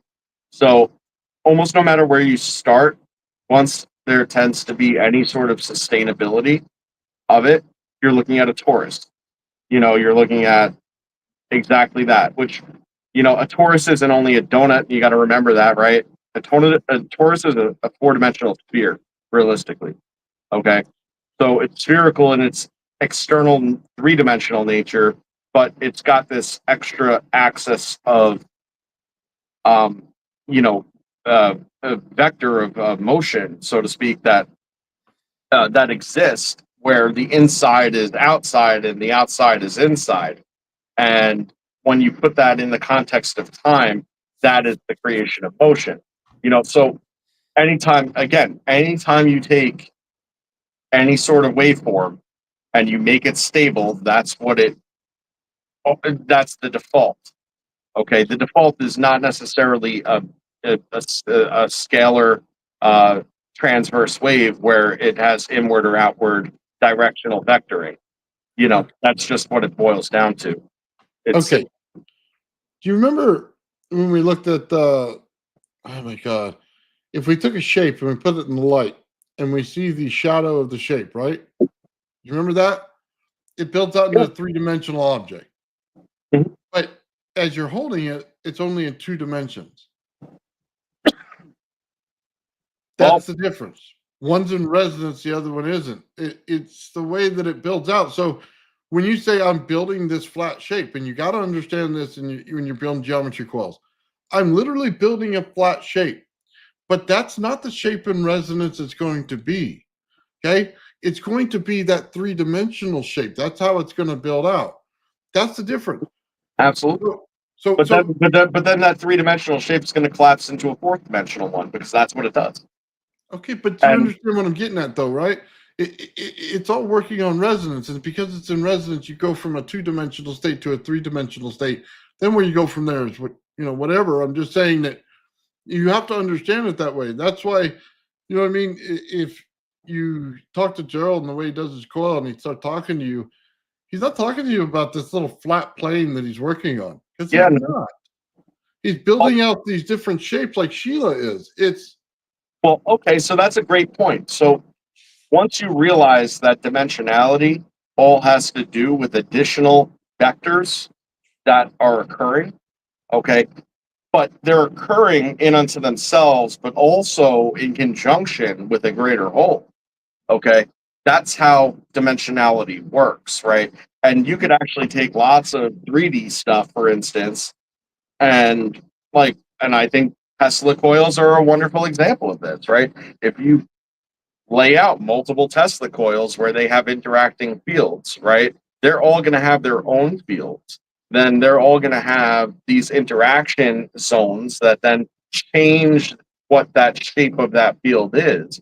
And then they're also going to have a greater overlying macroscopic field that they're all a part of. So there's going to be things that they're only doing, then there's going to be things that they're only interacting with other pieces.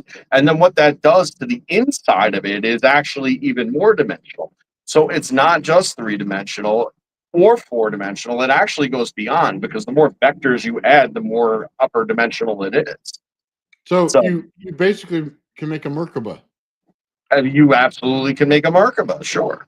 So that's the point. That's when she says that you add extra resonance in to create a different shape, right? Mm-hmm. So we may start out with a square or a triangle, right? Then You know what I mean? Or I should say pyramid because it's in 3 dimension, right? But now by adding other frequencies to it, we build the other pyramid inside the pyramid. Damn That's right. what you're Yep. saying. So when you go in the fourth, fifth, sixth, that's what she's trying to say by doing that. But that's how it's building out on her oscilloscope. Literally, you can see it. So Right. Well, you could do that same exact thing with regardless of the dimension, and it'll still be upper dimensional just by creating standing waves. So whenever you get something and it's hit dead on the spot, you'll get a standing wave, and those standing waves will often be in motion and stable. So it'll create a very specific shape pattern, and there'll still be motion within it. What does that remind you of? The structure of everything? Yeah, I thought so, because it is. That's exactly how. If you were able to zoom in close enough to see the pieces that are like this, what do you think they're doing? They're all structured up in a different way and in a constant state of motion, because that's how they're stuck. It's the stability that's the critical thing.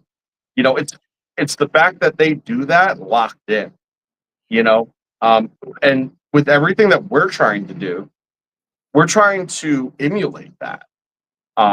The stability and everything, and sustain it, but through a continuing extraction of the greater whole of the energy, right? So you want to be able to extract the energy, to use the energy, to structure the energy, to stimulate these much smaller processes, to actually be able to achieve the same means to the end, is what they're actually doing, creating stable standing wave patterns. Because at the end of the day, that's all it is a so culmination of related things so shaking around. let's think about this. If we wanted to create diamond shapes, we wanted to create what is truly quartz, okay? Then we just have to understand the frequency, right? So we can get the shape. And now we got to add dimensionality to it. So what frequency are we going to add? Remember, it's all a repeating pattern. Of So, course. so when you look at it and you say, okay, they're taking microwaves to diamonds in order to make them more dense, okay? All they're doing is changing the distance by the frequency, right? But if we want to reconstitute something that's ormus, and then we want to make it into a mass, we have to understand that same structure in resonance, okay? It has to build out like Sheila does, the way she builds it, and it has to build out in that form as we're putting it together so that they constitute that way. But Well, that's the whole point here. of course, and that's dead on, because once you get those standing wave patterns and then you bring other things, other constituents into the equation, now you could structure it however you want. And lattice structure is wildly deterministic of what you end up getting in the end. And the very lattice structure that you keep on referring to being, the Merkaba, the Star of David, the inverted triangles, and so on and so forth. By the way, just so you know, that's called a Kagome lattice, and that is the most powerful and dynamic lattice structure that exists, because it's inter-repeating. Okay, meaning that you could go up a level and then it's still repeating, and you can go up a level and it's still repeating, and it's still repeating above and below and to the left and to the right. It's still just repeating no matter where you go in that structure. Yet it has all of the shapes. Well, a lot of the shapes, I believe. I'm kind of depends on how you break down the shapes, but you have the potential for all of the platonic shapes, okay, within that lattice in pure stability. Okay, which means that you could have your ratios all over the place, right? And it's still perfectly stable, okay, regardless of the shape. Which means that you could have different states that occur and at certain times and not others, and they could be induced. And how do they get induced? By polarization, okay? So once you have something structured in a Kagome lattice, they actually have no set polarity. Okay, they're polar shifting. So actually, it could be influenced by the environment and environmental factors. It could also be greatly reach an excited state by any form of electromagnetism. And that's the Kagome lattice. And if you're able to structure things that way, that's it, man. That's the key. That's where it's at. What I like about the quartz and stuff too is it's real simple to understand this. Remember your strange rock, okay? Yep. We have a magnetic side, we have a frequency side, okay? We also know those two patterns are going to repeat. So we know on the other side, you know what I mean? We're going to get another frequency. We also know we're going to get another magnetic. You know what I mean? What's the third? Is it how it builds out? I mean, you get what I'm saying here, right? It takes those three fields, but it's a repeating pattern over and over and over again on what each side is. So now when you look at your strange rock and you had all the different elements in it, in the chamber that was inside of it, probably in the hollow spot, you wonder why it's building out fields and stuff like that to drive you nuts. Well, there you go. It was all in one little rock. You know what I mean? Oh, I do. And yeah, that's exactly what it was, man. It was the whole thing with it is that anytime you could have something that doesn't have set values, and depending on a shift of one value shifts other values, but they're always inverse to each other. That whole ratio thing that I talk about all the time is almost always extremely different, right? Because anytime you influence one thing, it inversely influences another. And we know that the modes of electromagnetism are honestly, they're extraordinarily limited. It's either a charged state or a magnetic state, which is basically just a charged state of a different vector, or it's in a potential state. This is really kind of it, you know? So, you have the magnetic side shifting and it's a high magnetism and then, low static, but then it'll start throwing off a ton of static and then low magnetism, but then shift back to the magnetic side. And then all of a sudden, everything that was charged from that other state is as soon as the magnetism kicks in, because now you're seeing what I'm seeing in a DC field.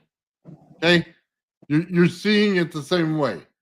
Okay. As you bring up the state of static, the amount of magnetism goes down. As you're bringing up the amount of magnetism, the static goes down, right? They're still building out radiantly, meaning it's going to build out a field of energy from the source, right? That's the point. Those are the three fields. Is gravity right there. Those are your three fields. That's how it's building out. So when you're building out crystal structure, it builds out the same way. This is exactly why I tell you it's like a DC field. It's just not DC. It builds out and acts like it, but it's not. It's the closest thing we have to it. Well, that brings us to what we were kind of talking about the other day about radioactive material, naturally found, right? Yes. Which, definitely get down on what I'm about to put down here, because how is something radioactive? Well, let's look at the whole hydrogen thing for a second. I said, everything is basically hydrogen in a more complicated form, right? But now you get, more complicated forms of hydrogen. You get, for instance, lead. It's ever notice how, everything radioactive basically breaks down into lead? Well, look at the plasmoid unification model, right? You realize that there's different, complexities of these very few different elements that just build up in their complexity, and that's sort of the relationship, okay? In context, if you have and I was talking about this with both Nathan and Brandon, so I just want to kind of put that out there that I talked about this with Brandon too, right? But let's say you have a massive solar event, and you induce a phase change of certain elements during that massive solar event. And that massive solar event has all sorts of screwed up and unstable, electromagnetic phenomena that's going on during this solar event where the phase change has occurred. Well, then, it diffuses off slowly, but it's inducted that whole instability into the phase change material, which then solidifies. And it solidifies in a total state of incoherence and instability. The event ends, but then you have a full-blown crystal representation of the entire unstable event that's locked up in elemental form now, and because it's wildly unstable, it's just chucking its goods all over the place, and that's why it's objectively radioactive, is because it's stuck in an unstable state. Yet it will still degrade down once all that instability gets out of it, back right into its normal form. Because again, it's unstable. It's just like hydrogen. It needs to return back to energy, right? So, but by locking it into the crystal structure of the material, makes it last profoundly longer than just exposing it to a radiation. And that's sort of the interesting part of it. It's so funny how it all ties in so easily. Like, I mean, just literally getting it out where people can hear it and then they start to understand what we're talking about. We're literally building structure out of what we're doing, and we're knowing exactly how they're being put together, right? So they come up with a theory of everything, but it's just a mesh theory of all their garbage put together. You know what I mean? They didn't stop to think about it and say, let's start at square one and let's fundamentally figure out how this works. We're showing you how it works, man. And that whole thing Sheila did in building out those fields fundamentally said it. When we had Liz on and she told us it was a combination lock, she told us it was resonance. Okay. When Eighth came on and showed us the energy of the earth, the Oregon, you know what I mean? Stuff like that. And we started to get into it, man. It all started to make sense and click in my head. It was like, wow, dude, it's all right here. It's always been right here. It's all just in various states of what it's doing. And all we had to do, man, was put it together. And the most beautiful part, I think, is when we start looking at other people's experiments, right? We look at Bernie's Ormus and how he breaks it down, right? And it breaks it down to that structure. But then we want to reconstitute it. See, we think the only way to do it is with heat. So you go, oh my God, I need to create heat, make carbon. You know what I mean? I need to make, depends on what carbon level it's at, you know what I mean, in order to build out the diamond. But then you go, but what if I just break down carbon? What if I just, that's my sacrificial cathode, right? Or anode. And then in the system, now I reconstitute it. Okay. I use microwaves to reconstitute it based on the repeating frequency, because all microwaves are the same frequency produced by energy repeating. Okay. That's it. That's what you have.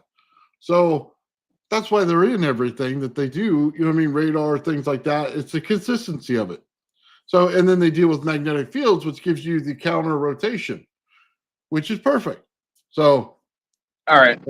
I'm gonna bring something up that we've never touched on in this light, but it's just got to be inherently true. All right, I'm making it up as I go along, but it's inherently true. Okay, let's have it.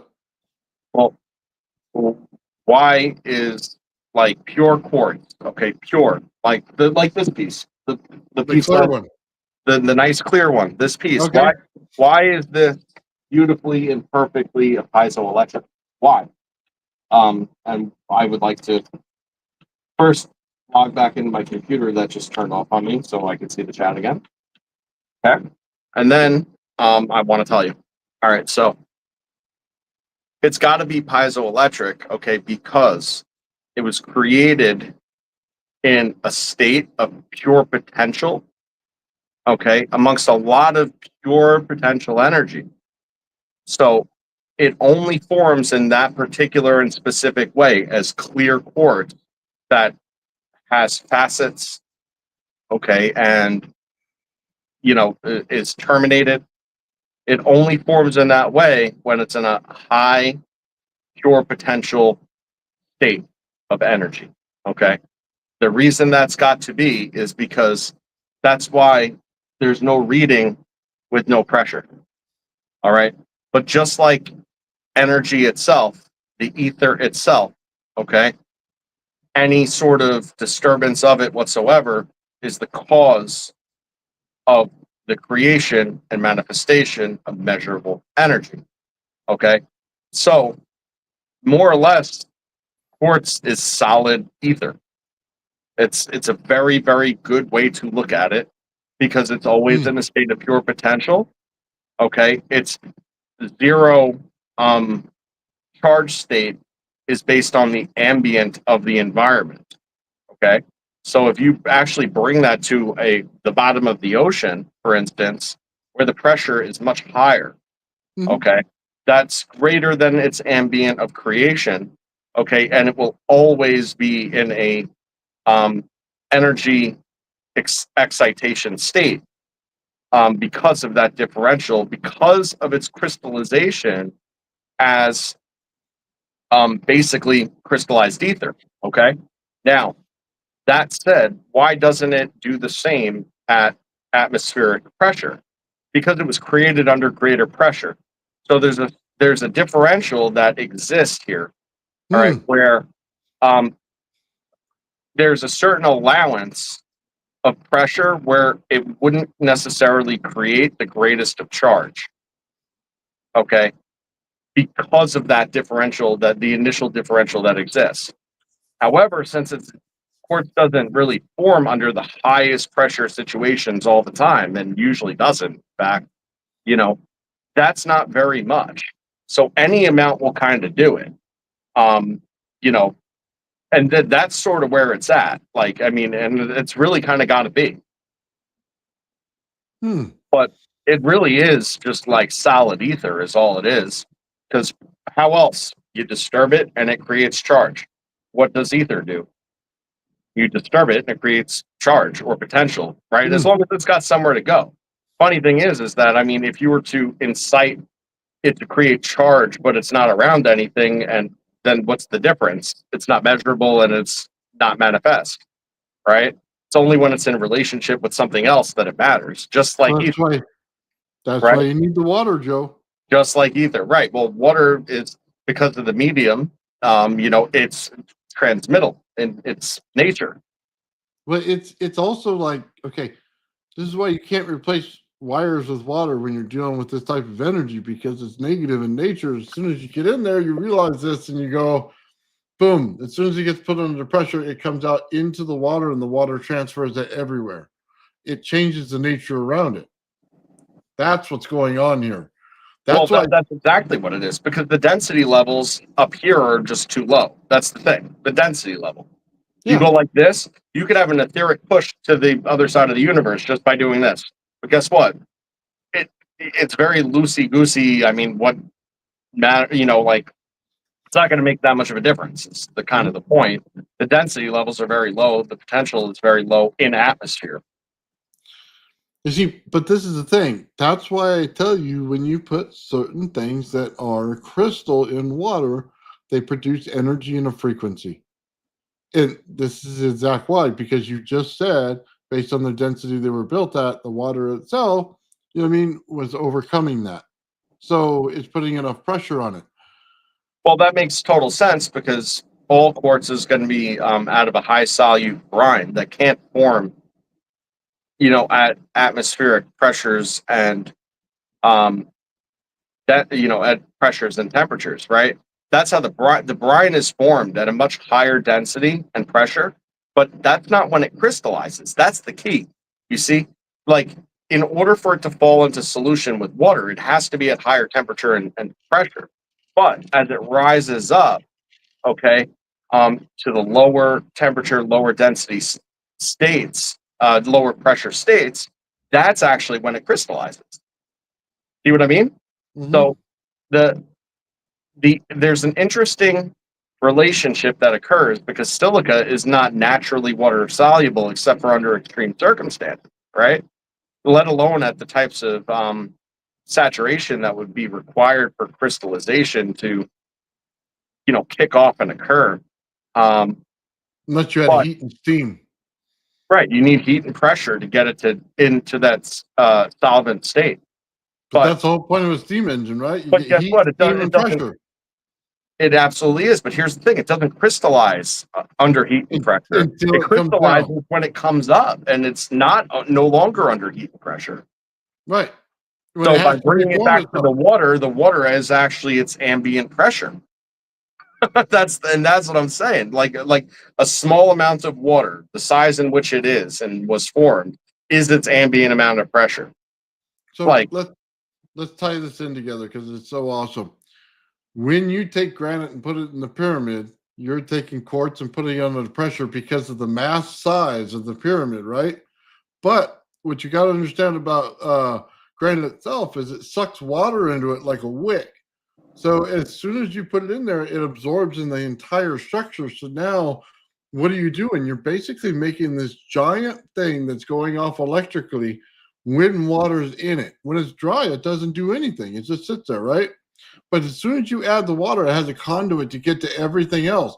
Now you must insulate this thing in that energy. So now you put limestone as your insulator on the outside.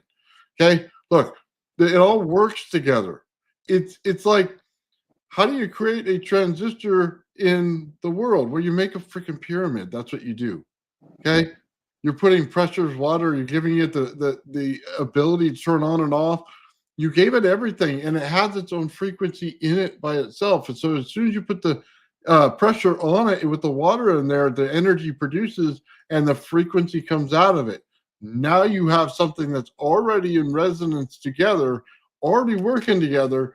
Now you have your system, right? And you want to know something? You said something that I just like, again, just like became so relevant, right? So when you're dealing with granite as opposed to quartz, right? So you have crystalline quartz in with the feldspar matrix more times than not, especially with the pyramids. That's what you're dealing with the pink granite is a feldspar potassium, matrix. Okay, they formed at the same time, which that's the critical thing to think, right? This is an igneous formation, more or less, with the feldspar. That the quartz was like readily getting in there and then forming itself and pushing it apart before it became solid. That's the critical thing with it, is that it became structured, okay, under the resonant, under a very specific resonance.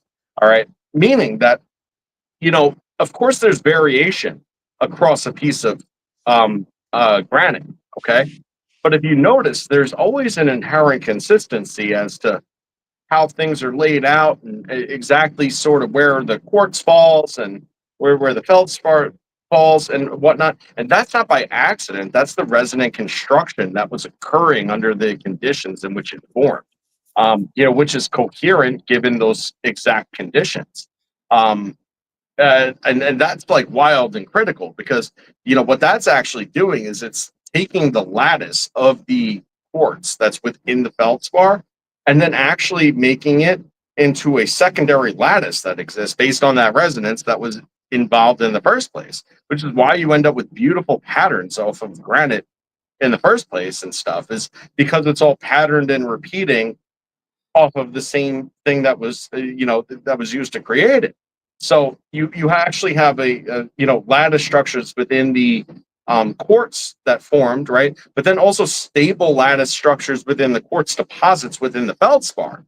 Bang, there you go. Like, I mean, that's just a literal natural circuit at that point. And it's porous, it lets the water in, like you said, and that water becomes the conduit and mechanism for which the energy creation could occur because it's able to bring it up to an ambient pressure and also give it a conduit for the flow of energy through the entire piece of material.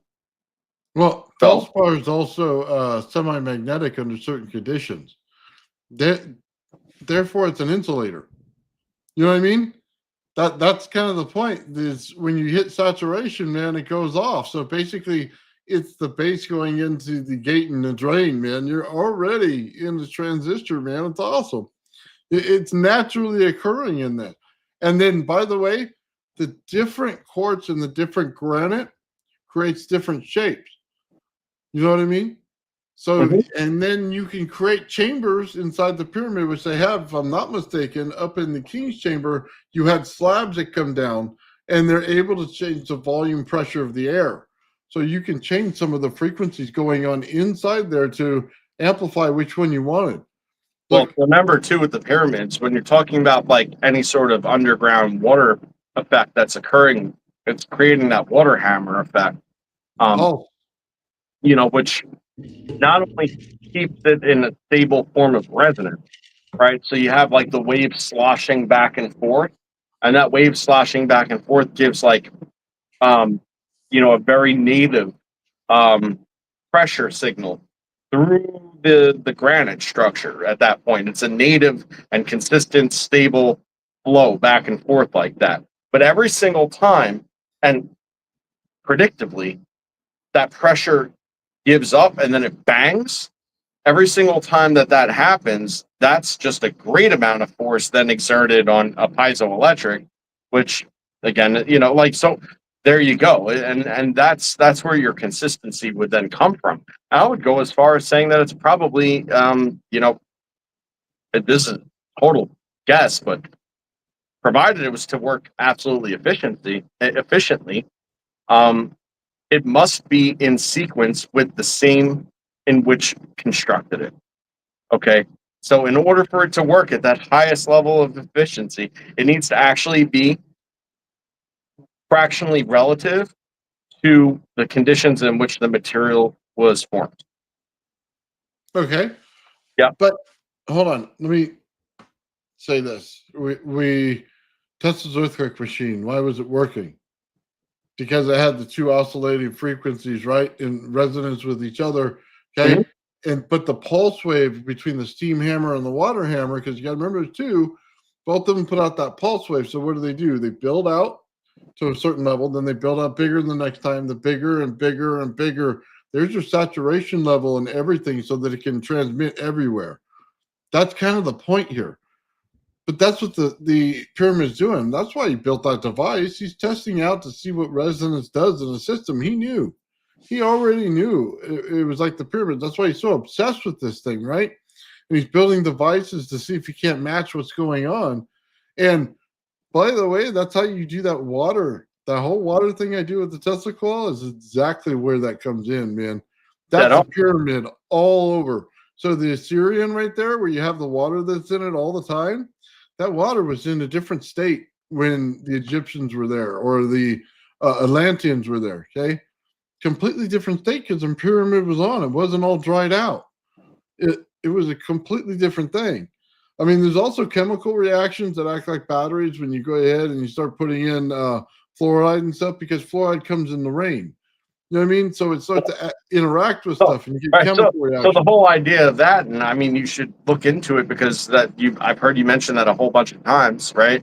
But realistically, once you look at the relationship of the other constituents, right, and then you throw the fluoride into the mix, right, you should see how that fluoride fractionally changes that relationship, and that tends to be the whole entire idea here, right?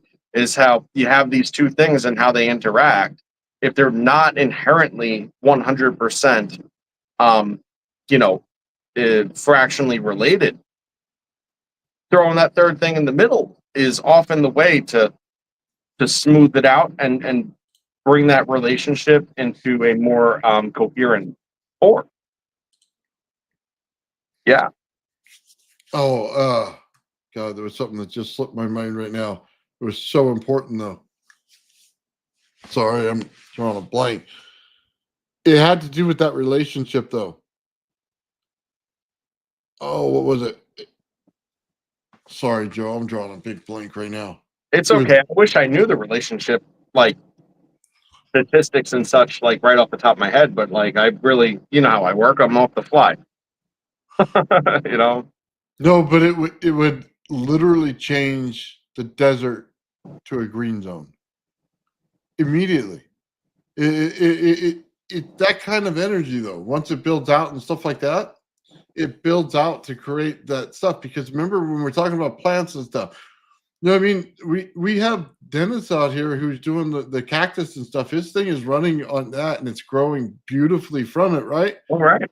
But it's opening up the availability for it to grow faster and bigger and stuff like that. So it would change the desert into an oasis. Well, it would, but not only for the reason you're saying, but other reasons too, because like how like things attract, right? We've been saying that all along, heard it a bunch of times tonight, right? Well, when you are resonating things at the frequency of water, and like that native frequency, it's going to actually leach and bring in that water from the subaquifer, and that's where the coalescence of the water would then be. So You know, like it goes even further than the superficial like whole, well, things like this frequency, so yeah, cool, but it'll thrive. I mean, it still needs the fundamental things of, you know, physical reality existence, of being a biological being of the earth, you know, right? Like being like water, for instance.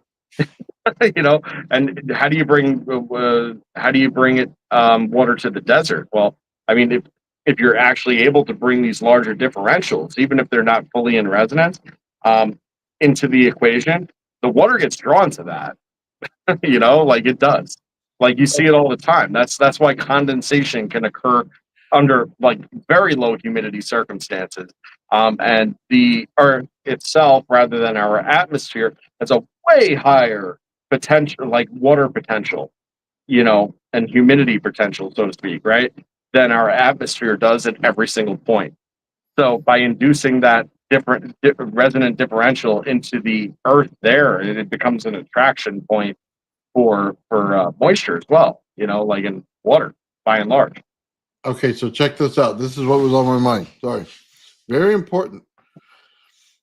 When you're in some of these tombs, your battery stops working in your phone and your device stops working. Okay. So think But about no, this.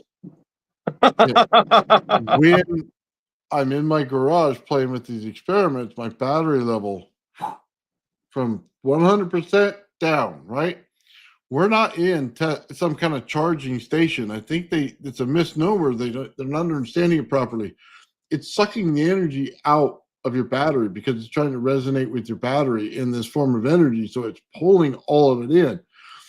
But to think about it like this, the pyramid is not AC and DC. You got to remember it's the Earth's energy itself. So it's going to pull all of that energy from everything in there, and you're going to see this little thing that looks like a like water wave or something like that going off in the air, like right. And they do it, and they see pictures of it, and all the time, and they go, "I don't understand what happened." Well, I do. I built the stuff in my lab. I know exactly what it looks like when it does it. Okay, this is what's going on there. It means that there's still a part that's active that's going on there. So my whole question in some of this is it naturally occurring to surface in different places of the world where this comes to the surface where the waters change? It's an interesting concept. it is. It really is. I agree. I mean, what you just said though, like kind of like started off like a little bit of what might seem irrelevant, but like what immediately comes to mind for me is like lensing, you know, and just how different um, waveform interactions and stuff like actually lead to lensing effects. And the way that we could all think about lensing is like just a form of refraction that's just non-light dependent, right? So yeah, I don't know why that like kind of came to mind with it. I might need to marinate in that a little bit more, but I guarantee that something like that is relevant to what you're saying. Okay, so check this out. They used to say that they take this cord or whatever it is, and they run it and they put sand in it on the granite in order to cut it, right? That's what the scientists think it is, right? What if I told you that the only process you're getting in there is friction and you're building up a static charge in there, and that the static charge is helping you cut the stone itself? Okay, now That's fair. you look at the regular techniques that we use today. We use water and we use a cord in there and we're running it the same way. We're not getting that same static charge. What if I told you I could take this energy and put it right in there and give you an equivalent amount of energy now to build up on that static charge because it's a neutral field, right? It now allows you to hit so many more points with the energy, right? And if the energy is actually cutting the stone, that means that the stone is going to cut 100 times faster than it would normally by having this energy already in the earth with it, already sucked up into the granite. Okay, it's already in there. Okay, now it's cutting it faster. But then I go further and I tell you that an EDM machine basically works on the same principle. You take metal and it's electrically charged. Now you take this little rod right here with some water and it's electrically charged. And then what it does, it eats away at the metal every time that the spark goes off, right? So you can create complex structures out of it easily. What if that's the only thing that's going on here? Is that you literally had an old school EDM machine because the water was putting out the energy inside of it in order to give you everything you needed already. Because they don't take that into any kind of account today, but you know where it shows up? It shows up in the blue lotus flower when they found it in a tomb somewhere, okay, with a mummy in there, and they checked it and they had a protein spike that is not available in the blue lotus today. The only way you're getting it was with this type of energy in it. So if you put all the factors together and look at it, they had a complete different type of energy system that was going on there. It allowed you to do things that you weren't able to do in normal nature, and it changed structures of things. Okay. It all makes sense when you start dealing with this type of energy. It's like the aha moment you realize, hey, it all fits now. Now it's all working together. So Yeah, no, I get that. That actually makes sense to me, and that boils right back down to coherence, like you were saying, because it does all work together. So there's one thing that like kind of I don't, and again, there's some things that I just need to marinate in a while because I have things come to mind sometimes that like are just so abrupt that like I just haven't had time to like fully think it out yet. But like, as far as like the old world, like we were talking about, and then like different structurings and stuff and how things could like, be utilized a little bit differently than maybe they can naturally occur to like gain, unique properties, so to speak, right? Like one thing that immediately came to mind for me was sodalite, right? So like sodalite is a very porous material, and it's crystally. It has a very specific crystal structure that's in like a very coherent um, lattice. It's a sodium-rich material, and the thing about it is that um, even though it's a full solid, right? Its structure allows for the introduction of secondary type uh, materials. Like you could basically naturally dope a piece of sodalite with whatever you want, creating entirely different effects, and it would fall into the crystalline structure of the sodalite without any sort of chemical composition change whatsoever. So, like, I don't. Again, I haven't marinated in it enough to like really realize the significance and the context of what you're saying. But when I was hearing you say the words, that was immediately what came to mind. Just because it's a natural form that actually is able to bring in other attributes incoherent, which may be wildly significant. I don't know. I just haven't really thought about it yet. yeah, it's so cool, man. Like because all this energy is working a little bit differently, man. I don't want to say this. It literally is the opposite of what people think energy is, almost. I mean, I know it's not. But it's the way you think about how to build energy in AC and DC is completely wrong for this. So I was talking. I was watching the thing that had the little light bulb in Egypt, right? And they showed the picture of it, and they show the stem, and they show it going into a box, and then they show what looks like an AC transformer. But then on the other one, they have a guy going like this, right, and holding it up. Now, everything that we talk about with the water and the energy, right? What I always say, one side goes to ground, the other side pulls it in. Your Mhm. body capacitance turns on the light. Okay? Does it make sense? You have the part that looks like the flower goes into the ground. You have the guy standing there like this, holding it up. You have body capacitance to turning on the light. If you had any kind of gas in there, buddy, you got a light. If it's a snake inside of there, what do you have? You have a high voltage hiss. The high voltage hiss is literally how this energy is working. Oh, I mean, absolutely is. In so you fact, look at that. that was in my song Ether Not, man. It was all about the high voltage hiss. I've always known that. Yeah, but that just kind of it blows your mind if you understand how this energy works because you see it written all over the wall. It's literally right there, man. you just have to understand this energy. If you don't understand it, if you understand just AC and DC, you'll never get it. You'll never get what that picture is. I can't even, like, I'm literally incapable of thinking in terms of that personally, which is probably a benefit to me. Like, I just can't, like, it's so laborious for me to actually take what I think I know or I postulate and then have like this very, like, it's not abstract to me, but like, but even in articulating it becomes abstract, like idea of what these different interactions may result in, right? And then be able to try and implement it. But then I realize something real quick when I'm working, right? Is I need to actually make this happen based on the setup that I have and volts.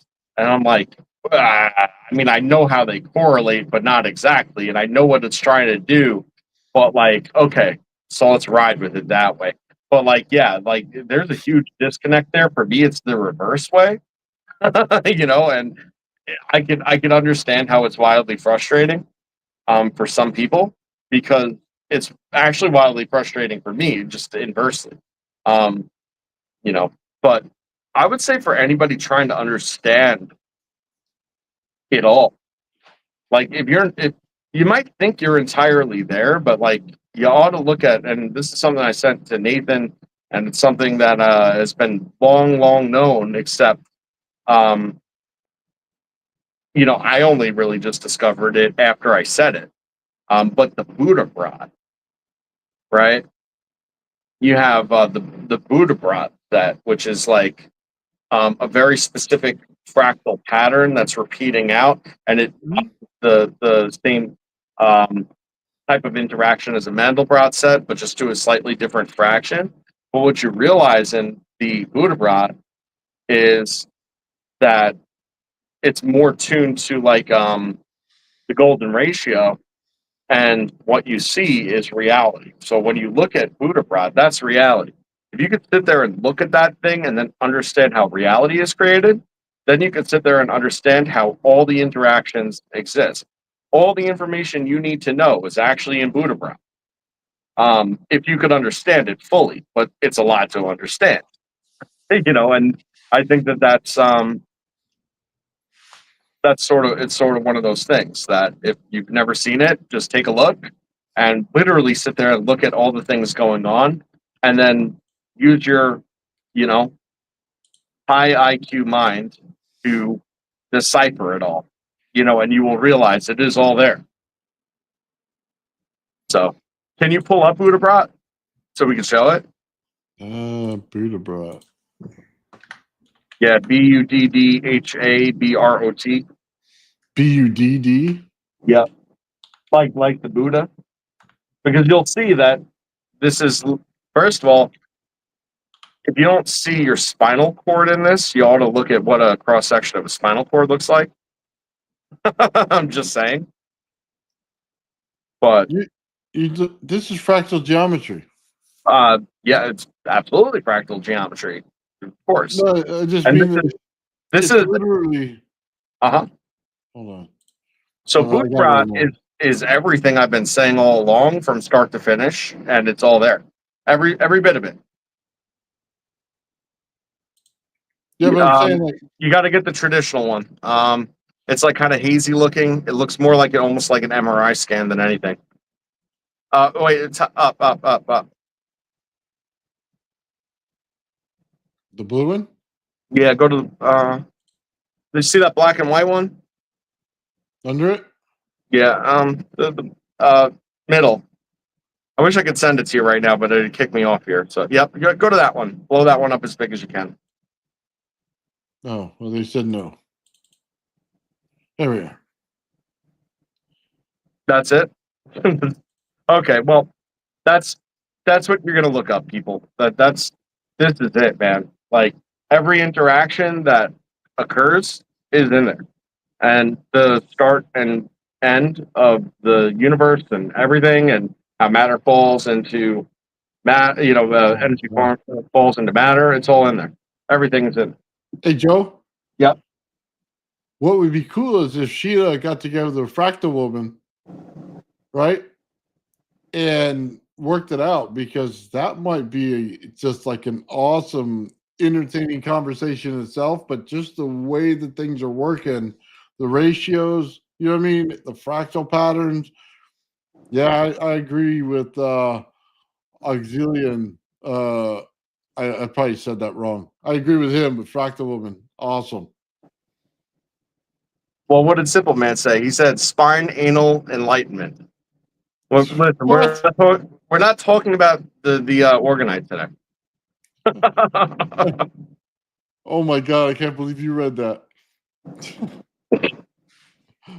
Oh my. Get Sheila and John Hutchinson together. I don't know if she's into chicks. No, I was just trying to say that their actual stuff coincides. Yeah. If you know what you're doing, it coincides. Yeah. Going off the rails, man. We got it to 2 hours and almost 20 minutes before we went off the rails today. We were doing good. Yeah, no, that might even be a record.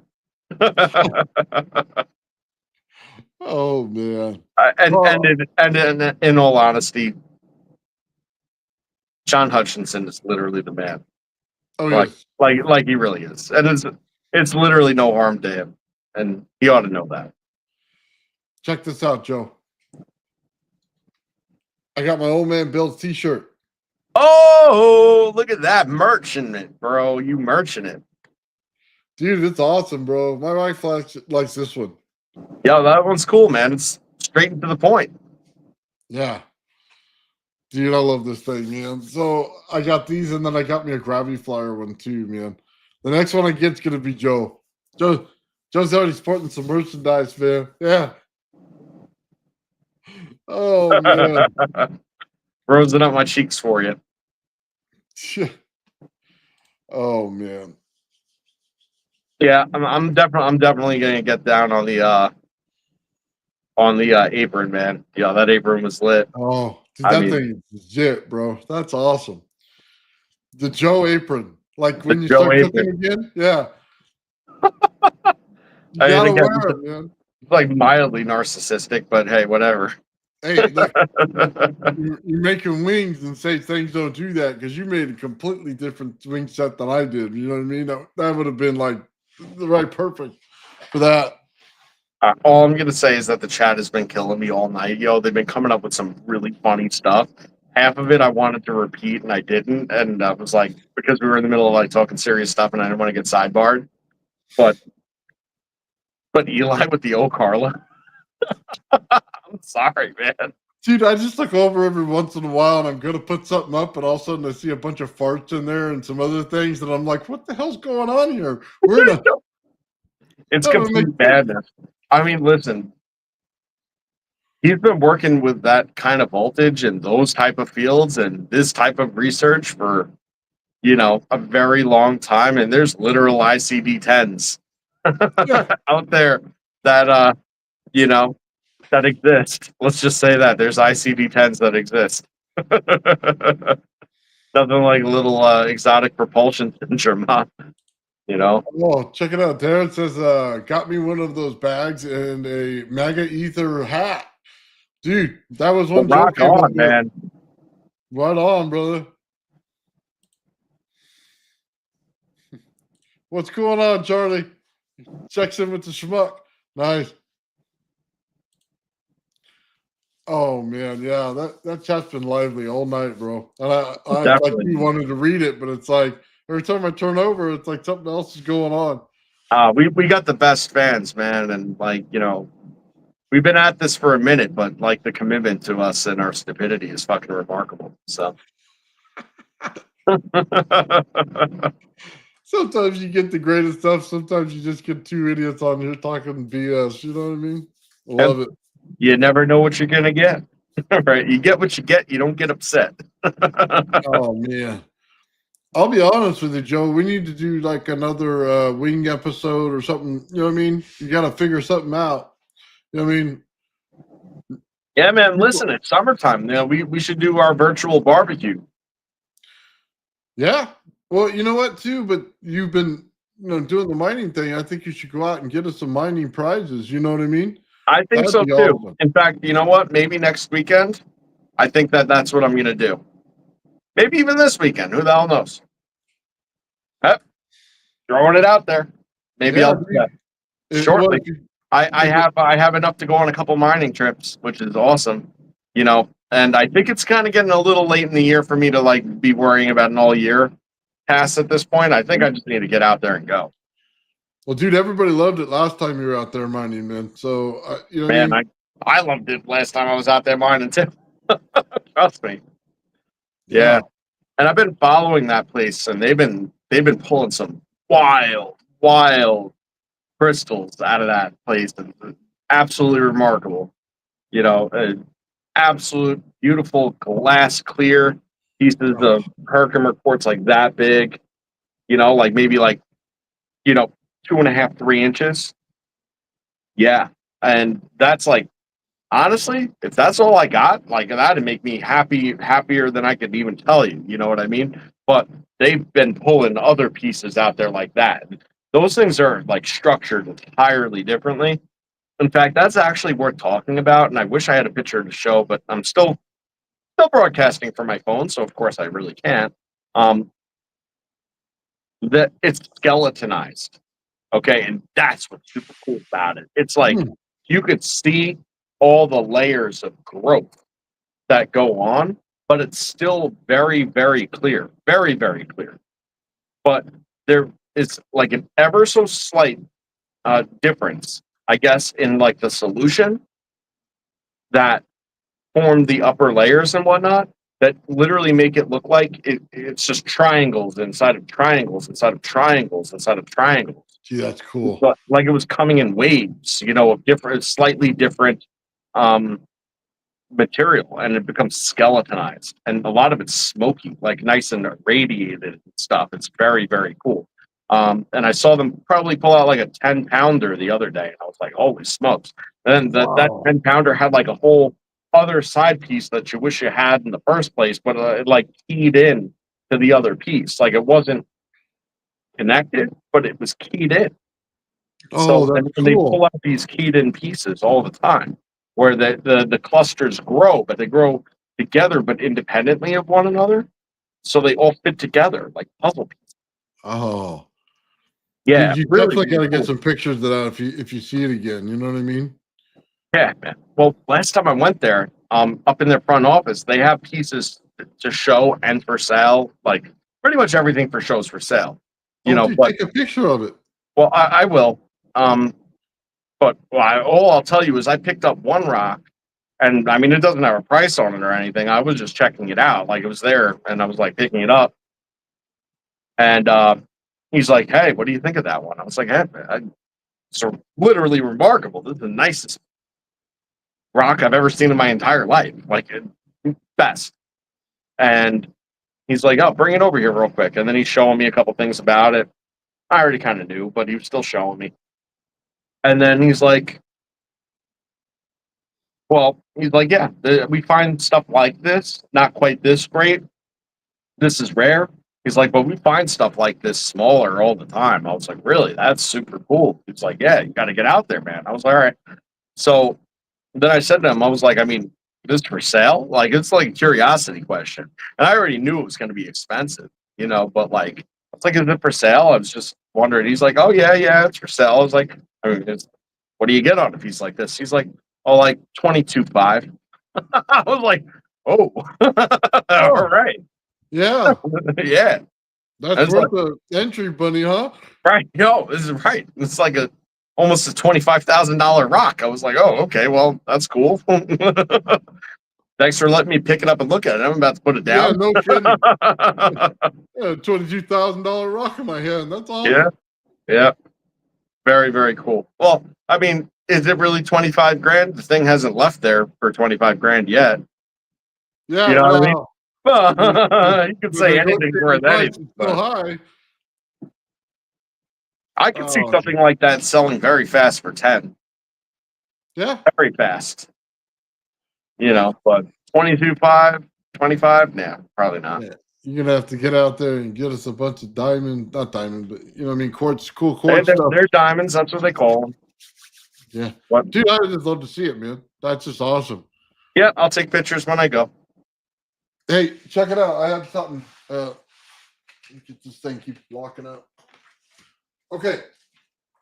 So this is Ian's cap bank, right? Yes, sir. So this portion right here that you're looking at, not where my hand is, but right here, I'm building those this weekend. Oh, yeah, nice. I've seen So- that cap bank before. You know, it's Yeah, so the 47s here, the 22s, and the 10s are all going to be, you know what I mean, like the switching like that. I'm going to build those for the ZVS. So give me 1 second. I'll grab that ZVS real quick. I want to show you that real quick. he's abandoned us, people. What do we do? Do we be irresponsible? Do we say bad words? What do we do? I don't know how to be alone on this.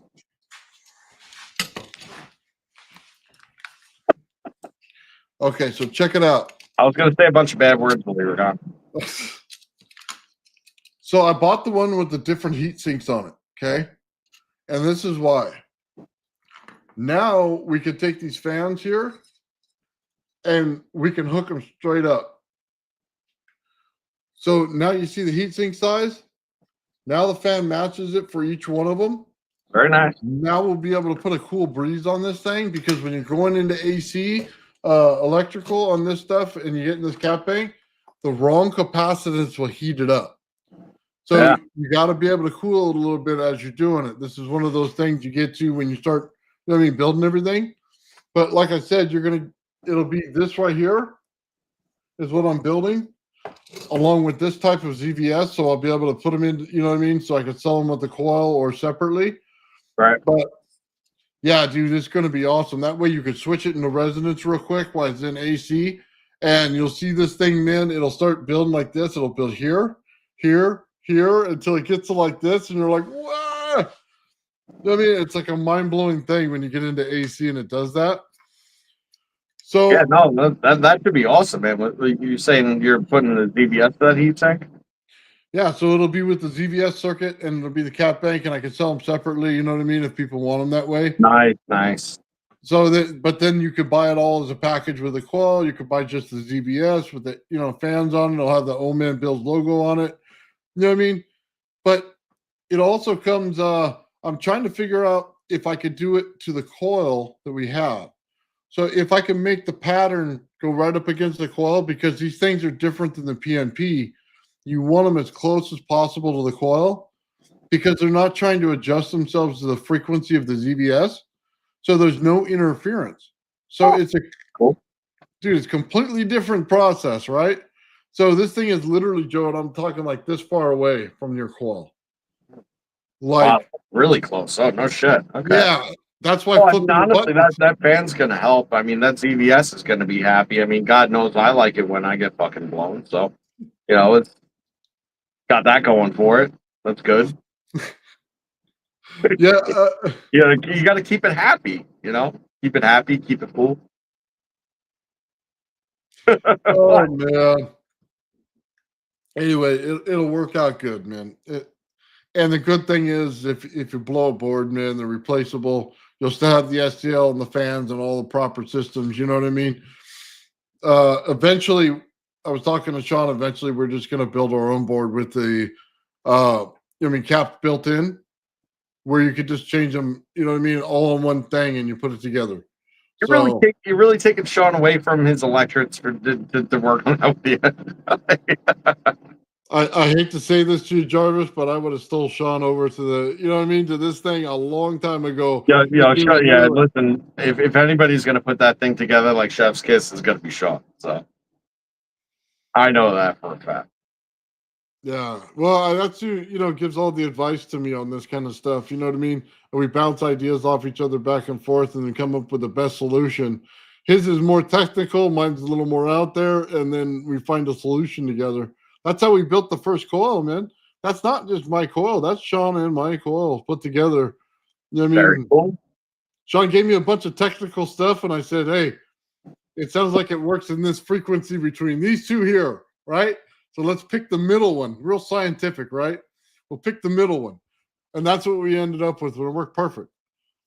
Hey, listen, I come to you with technical stuff too, and then you want to kill me by the time I'm done speaking because of how complicated it is. So, yeah.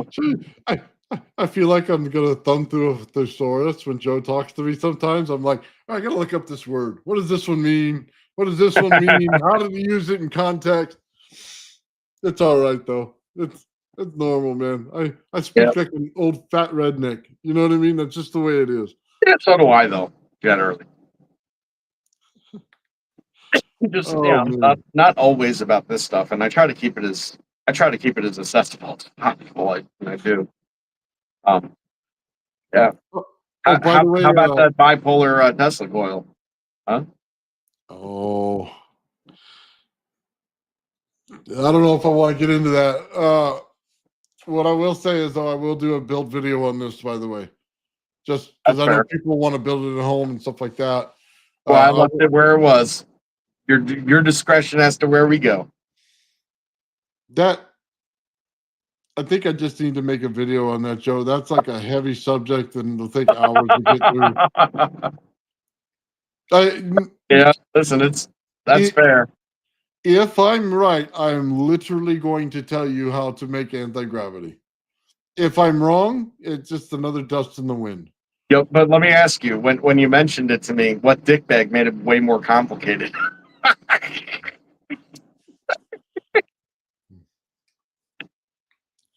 I was like, Nathan, that's great, but you know what else you should know? And he's like, fuck. He didn't even respond. You know how hard it is to put a theory like that together, and then like somebody's just like, hey, but what about this? And it's like, fucker, I already put the damn thing together. You know what I mean? And not only that, I could translate it through 4 or 5 different systems on exactly why they were working and how they were working like that. Hey, if you don't know I love you, you ought to know that I love you. The things I say are for our health. You know what I mean? Like, you know when somebody says, what do you think I'm saying this for our health? Like, yeah, no, I'm literally just saying it for our health. No, because Joe fucks with you, right? So when he tells you, he goes, so how long do you think you do that, right? He knows he's giving you like a bullshit thing. It's like, hey, here's a blank DVD. What did it say on the DVD, right? That's what he's doing to you. So I always come back, oh yeah, it took fucking forever. It took me a whole fucking 10 minutes to build it, right? And he fucking knows it. So it's like, it's his little test that he throws out to you and fucks with you every once in a while. But I mean, listen, you're a brilliant mind, bro. You're a brilliant mind. And the way I know that is so many reasons I know that. But the way I know that is how you suspend one thing inside of another, given the easiest possible thing. Because I know that it's ridiculous, but the average mind doesn't conceive of how to suspend one thing inside of another. Even though it's so simple. It's so simple. Like, I mean, it's literally like retarded how simple it is. But, you know, the idea of having 2 things not touching and one within another, possibly, and, is not for the average mind. They'd be like, I don't know how to do it. You have to have pins and something through. No, come on. It's very, very simple. That's like the above 100 IQ test, which, like, I mean, that's not a great baseline for this group, but like that's always a good benchmark. How to float one thing inside of another. Yeah. So, I was like, oh look, he did exactly what I thought because it's obvious.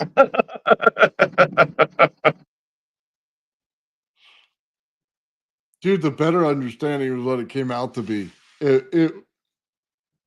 I'll give everybody a little bit of teaser on it, okay? When you run a Tesla coil and you run a second one inside of it and you're running at the exact same winding, so you're going the same pattern, right? The same way around, you get one effect. But when you reverse the winding, you get a second effect. And it all has to do with, do you understand how to reverse winding and create amps? And I absolutely know Jarvis knows this, right? And we talked about it on Mike's show, right? But you have to think about it. Hey, how are you doing that? It's literally the reverse winding gives you what? You know what I mean? What are you creating? Well, you're creating amps. So what does that mean? It means although you're creating one field in this manner, you create another field in this manner. So if you can translate that into what you did on my little gravity flyer, right? I literally took voltage fields that were more amperage based, that are more static based, and I combined them. And I made a special event. And if you know what that is, man, and you followed long enough, you already know what I did. Okay. And I completely changed the entire understanding of what the hell was going on and how the hell to take out all that damn spinning shit and make it into a solid state device. So how did I complicate that? What was my suggestion? Do you remember? Oh my fucking Lord, dude. Like it was, how do I say this? It wasn't that you were Mr. AI. How do I put this into AI, Nathan? Like and do this and give you ratios, right? And I didn't listen to the whole ratio thing about it, Well, right? that's not what I'm talking about. I'm talking about the geometric structure. How I complicated it. Yeah. I told him, yeah, that's great, Nathan. I was like, now do it twice and cross it in the middle. That was my answer. I was like, now do it twice and cross it in the middle. You know damn well we're not doing that shit. Well, listen, man, there's a reason I said it. No, and you have the same ability I do to fucking understand the wave function that occurs and then what becomes of it, because then what you end up with is equatorial plane, but then you end up with hemispherical planes that are also, so you basically building out 8 counter-rotating sections with 8 counter-rotating sections inside, with then eddy current zones of null zones that builds out to be way upper dimensional as far as that's all concerned. So I was trying to make it simple, Joe. well, I'm aware, but I'm not a simple person. Like, yet Joe, here I am every week. Here I am. Joe overbuilds everything. That's what I've learned. You like when you're doing construction, like you add like 5 extra steps.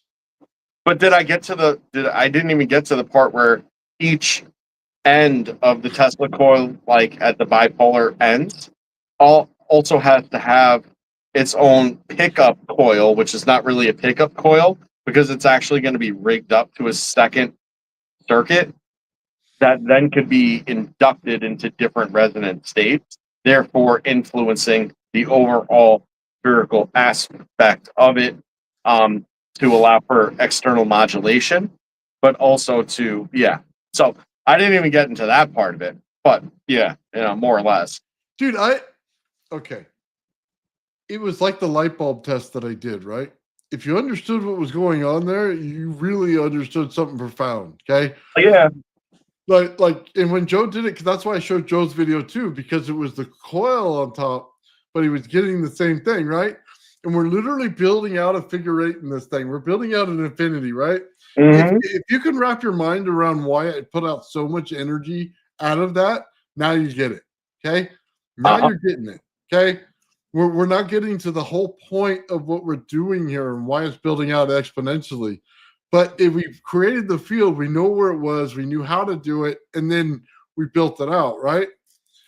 So it was just it's a little different between the way we did it, but it showed you the reverse effect of it too. I was using the energy. Joe wasn't using the energy until the light came into the picture. Mm-hmm. That's absolutely true. And by bringing that same situation into the middle of, what else is going on, but then changing it to, changing the polarity. So the compression zone is, more centric, actually allows for a much greater expanse and a much higher compression and counter rotational torsion that works like a conveyor belt.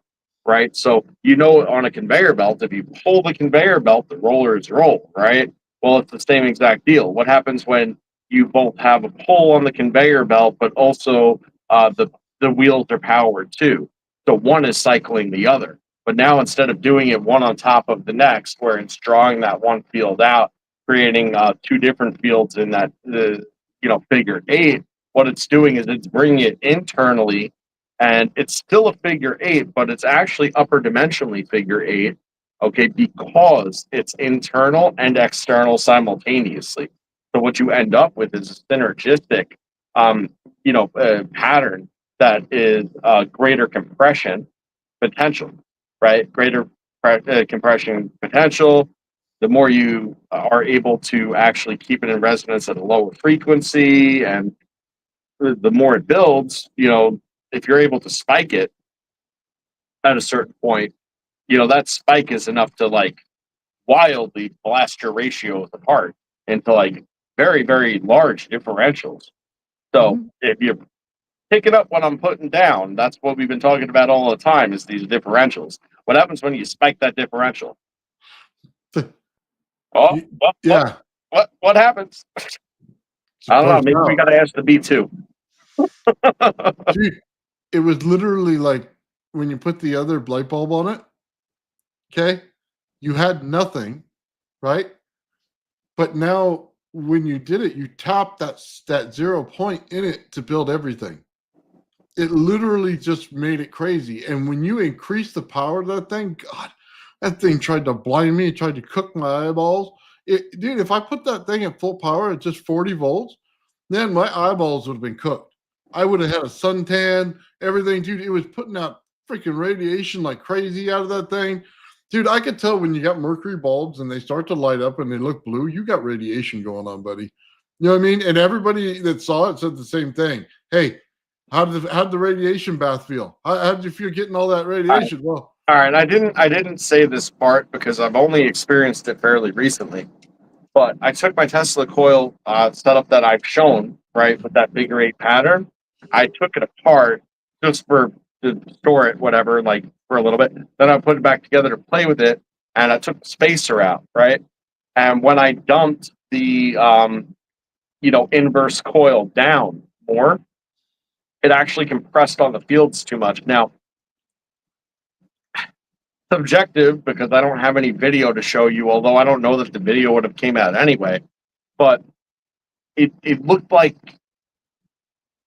regular day in my room started to look like nighttime mode or whatever, when you're trying to take a picture in the dark and your sensor just like it's flickery. You know what I mean? Like it becomes like pixelated and very like movie and stuff like that. Like it's like an underexposure, but it's trying to get it, but it's like not quite there. Yeah, well, as soon as I push that fucker down just a little too much in that compression zone, given that it's on a bipolar setup, that compression zone like squished and was compressed to the point where it that scalar component that it had of it, like I don't like, I mean, I kind of understand what was happening, but the whole point is that like you could see fucking pixels in the air, and that's not normal. So like you just kind of have to use your best judgment sometimes. Like at that point, I slowly walked over to it. I touched the power supply like the few taps to make sure that it wasn't going to cook me with RF, and then I was like, off. Better put that spacer back on, huh, baby? Yeah. That was it. Yeah, but yeah, if you ever want to like pixelate the universe and stuff, you can do that. That's kind of interesting. Well, wait until you build out a big enough field where it starts affecting the lighting in your ceiling. Okay, because my lighting isn't right. It keeps going on and off on my camera all the time now. Because I was screwing with it one day and I pulled in the field. I had this big old field built out right, and I left it on for quite a while because this thing will stay on forever if you put it at the right voltage.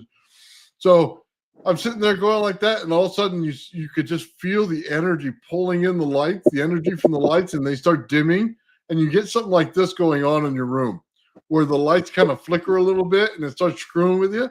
Yeah. All right. So just a reminder for people messing with this stuff too. Okay, that if you're not in balance yourself, Yeah. okay, for those listening, all right, if you're not in balance yourself, whatever is out of alignment, you will feel. Okay, period, end of story. That's a hard stop.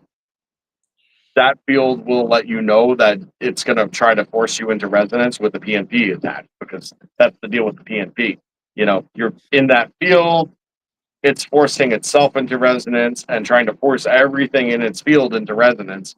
And if you're not in alignment and in some sort of balance with like where it's at, you're going to know all about it, because that's like instantaneous headache or stomach ache or neck hurting, because and the crazy thing about it is that it falls directly in line with all your chakras. So whatever, if you ever want to know what chakra is out of balance, There you go. turn that puppy up and you'll feel it right away, and you'll just be like, oh, look at that, I have a splitting headache. Yeah, then we get you Oh, splitting look at headache. that, my stomach is gurgling, huh? Yeah. Now go out and hug your tree. Yeah, Okay, 'cause right. that's Now for go sure. out, take your shoes off, walk on the grass, and hug your tree. That's That's right. exactly it. Yeah. Uh-huh. You need to clear that stuff out. That stuff is nasty. You don't let that stuff build up, man. Yeah, man. Oh. So Charlie asked, have you guys tested with sound and high voltage? I saw on Charlie's channel, by the way, he had the I want to say it's ultrasound going on that was going on with all of the speakers and stuff. And he took high voltage between it, and he's able to move the high voltage left and right. Okay, he's able to affect where it goes, and it's a cool phenomenon. You know what I mean? Because you can affect energy with the sound.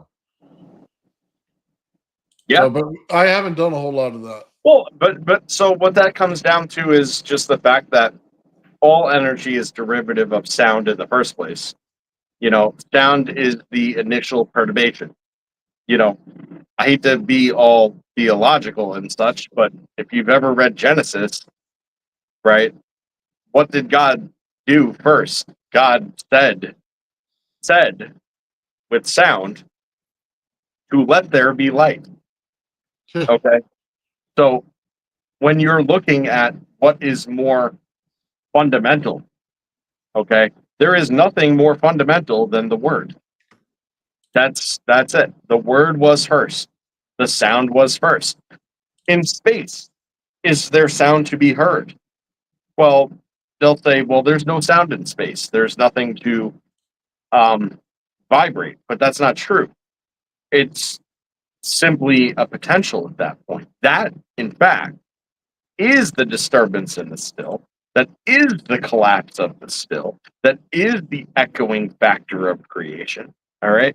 And it says so right in the first couple lines of the Bible. So, you know, like read your Bible. Like it just is what it is. You know, at the end of the day, they knew what they were talking about. The idea that science and theology doesn't line up is a wild and probably purposeful, you know, uh, total disruption of the coherence of humanity. You know, like it's just kind of what it comes down to. It doesn't matter what you believe, because every single story says the same thing at some point. That is the point.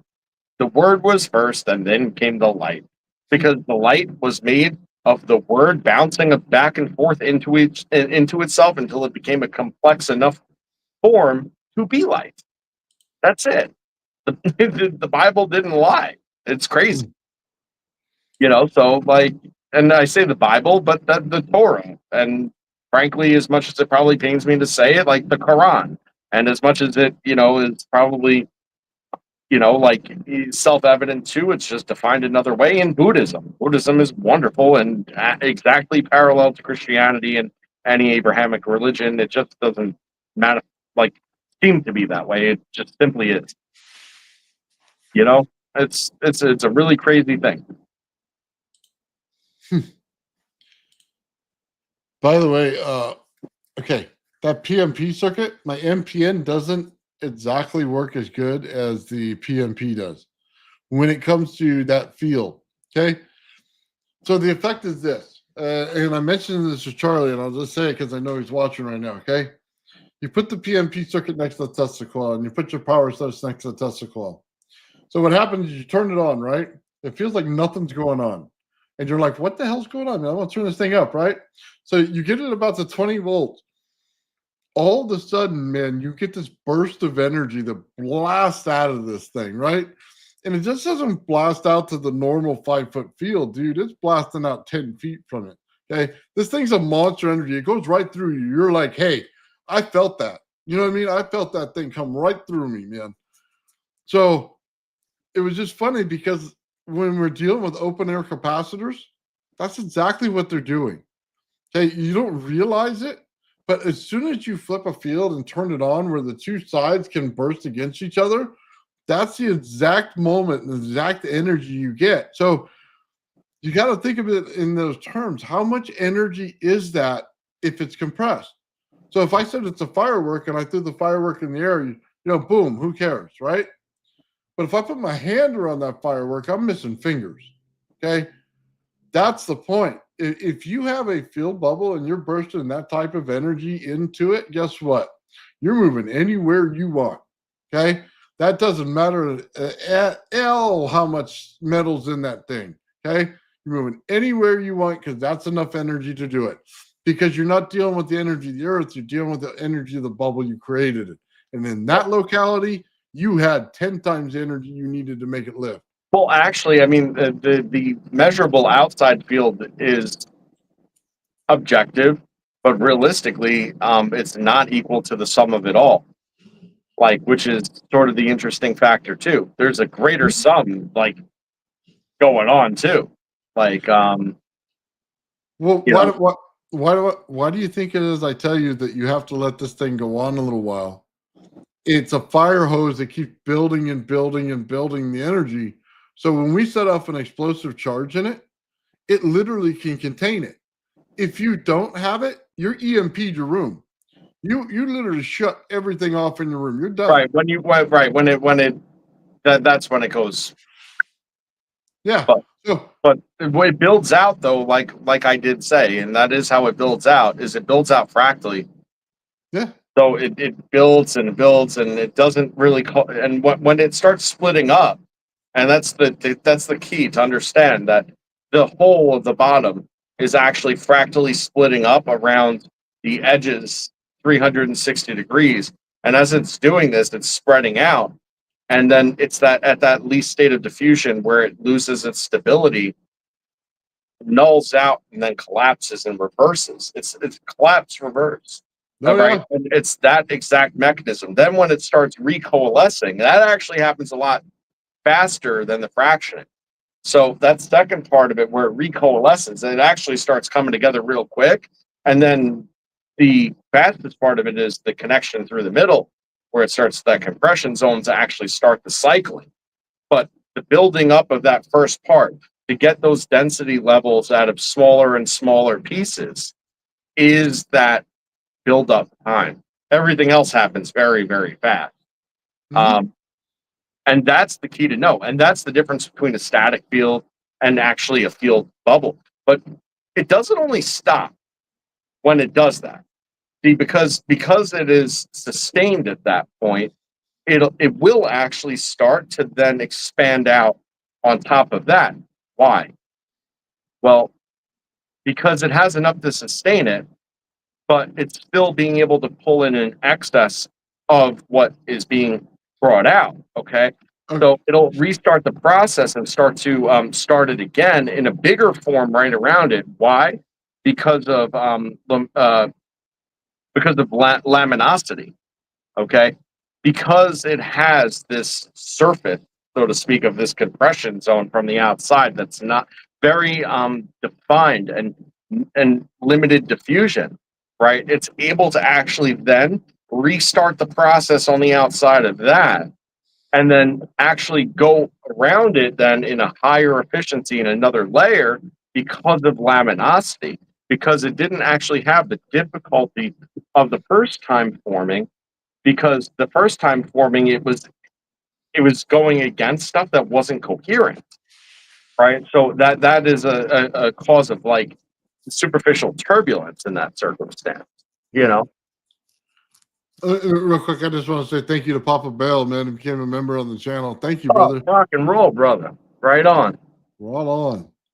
So let me tell you this strange occurrence with the gravity flyer. So You probably already explained it. So when he turns it off and pulls all the power, it stays up 30 seconds, 40 seconds, it stays in the air because it hasn't, all the energy is not out of the bubble yet. You see, the two things I just told you in this whole thing is why it has a bubble. Okay? How I know it's forming a bubble, how I know it's keeping the bubble, how I know the energy's in the bubble. You cannot keep the energy on and not saturate your room. If your room isn't saturated when you're dealing with a spinning disk and static electricity after a while, you know that it's being held in by something, right? But you also know, just like you said, if it's staying up in the air, why is it staying up in the air for a while? Because all the energy hasn't dissipated out of it. You finally turned off the firing hose, but it still has that energy inside of it, right? So two things are true, but you also know in order to get this thing to jump, if it doesn't have the bubble, okay, you cannot compress it inside this field and get any kind of motion out of it. You see, it all fits right there, and it's there, okay? But you can also prove it by when you reverse it and push it out, or you put it back to normal, okay? Another thing, I just want to touch on this real quick because I wanted to finish this in my head. Alexei did something that was pretty interesting, and it has to do with vector direction, okay? And it's something that people didn't pay attention to. He had this little PVC stick, and it had this wire on, right? You had high voltage, and he's touching this thing that looks like, like, I don't know what you call it. It just has those things on it. So he's touching it, right? Then he touches it, and he touches it. What happens if PVC thing comes down, right? So that's static electricity attraction, right? But what's going on there? You have just taken something that had the opposite polarization state on the bottom, and you tapped it until it had the correct polarization state to attract it, right? But what if I had the correct polarization state to attract it? How do I get that thing to go the opposite? I tap it, I tap it, I tap it until it goes the opposite effect and gives me the opposite understanding of it, correct? So instead of it going to it, now I'm blasting it away from it, okay? I'm now giving you the ability to use all that energy right there. It's how do you know he's in a static state right there? Because when he leans over the thing, his shirt is statically clinging to it. It is literally holding on to the top of this thing. So you know which state he's in on the top. He's on magnetic on the bottom. He's in static on the top. And he's giving you that with that piezo buzzer. It goes like this. It goes down. It goes down. It goes down. You see what I'm saying? He has to click it 4 times. Why is he clicking it 4 times? It's because of that same reason. It touches. It touches. It touches. The plate that's right there, it's positive. It now turns negative. What happens when it turns negative? Ultimate repulsion state. Okay? It's trying to grab. Okay? I shouldn't say it's an repulsion. It's a retraction state. It's trying to grab that small disc now. It is now saying, hey, I can now get you, right? I can get you. But can it catch it? No, it can't. The entire craft is going to lift to try to catch it. Right. When it's linked, I mean, that's what it's going to try to do. That amplification will sit there and try to like suck it up each and every time. But as long as it then becomes sustained inside that bubble in a cavitation effect, once again, it's a pulse modulation cavitation effect. Like say it until we're blue in the face, right? That's the double jump. But then if you sustain it, that's also the wobble. That's when you get it like that. Then when you start to get it, once you have it, I mean, you up the frequency, and then all of a sudden that wobble becomes wildly stable when it becomes in full blown stable resonance with the rest of the system. Some interesting stuff in the chat before we wrap up. What we got? Saw a few things here. Oh, all right. Oh, here we Matter disturbs ether. Okay. Yes, matter disturbs ether. That's why electromagnetism and energy is manifest in the presence of matter and not otherwise. It is non-manifest otherwise. Okay. That's why it is dark between emission and detonation. Okay. That is why, everything, name it.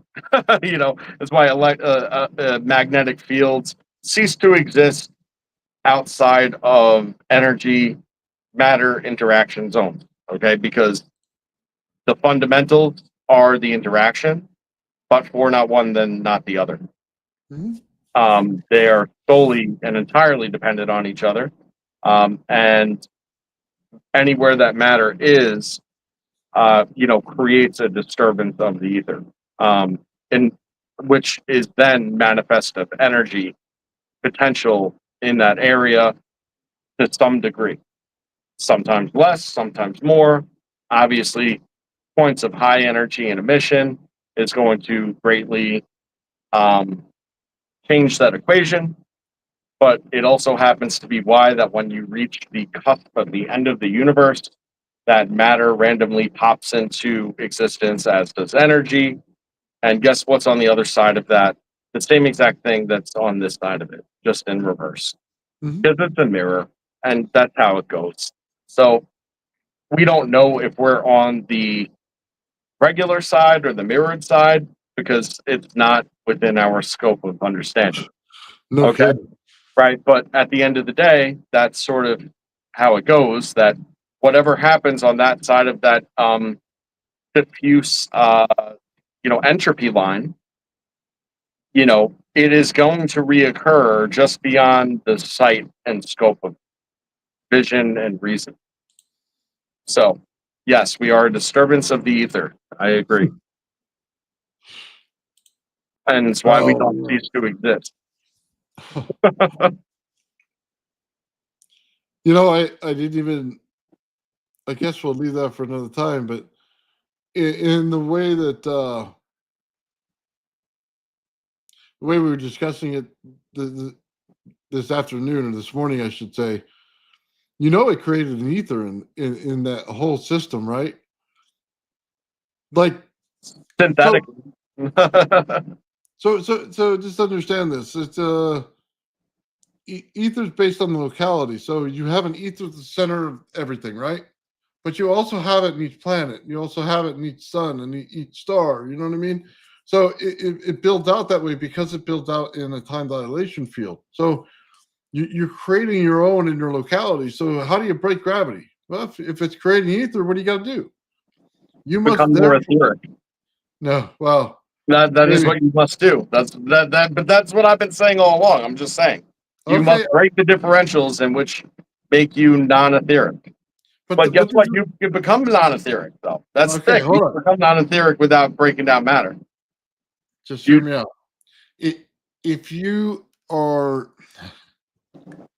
If gravity is based on being in a with ether, right? Then you must create that it has. Okay, so you got to do the opposite of it. Man, you got me all messed up with all your stuff, Joe. Give me a second. In order to create the opposite of fucking gravity, you have to create anti-gravity. What is anti-gravity? Anti-gravity is gravity with the outside that's different, right? You basically have to create that same thing. So in order to break the gravity, you have to create your own. That's why they call it a gravity well, because it literally is creating gravity by creating ether in it in your own locality. Okay? That's what it's doing. Okay, I can't disagree with that, but a couple different ways to think about it too, but I think it all amounts to the same. Because there's two ways, right? You could either make a well where you make your own, become subject to your own, you break that locality, but you could also run all the vectors that create gravity in the first place, you could run them at equal reverse. So if you run them at equal reverse, then you just it becomes suspended because you become equal. And what do you become equal to? You become equal to ether, that was the point I was actually trying to drive home. I'm sorry.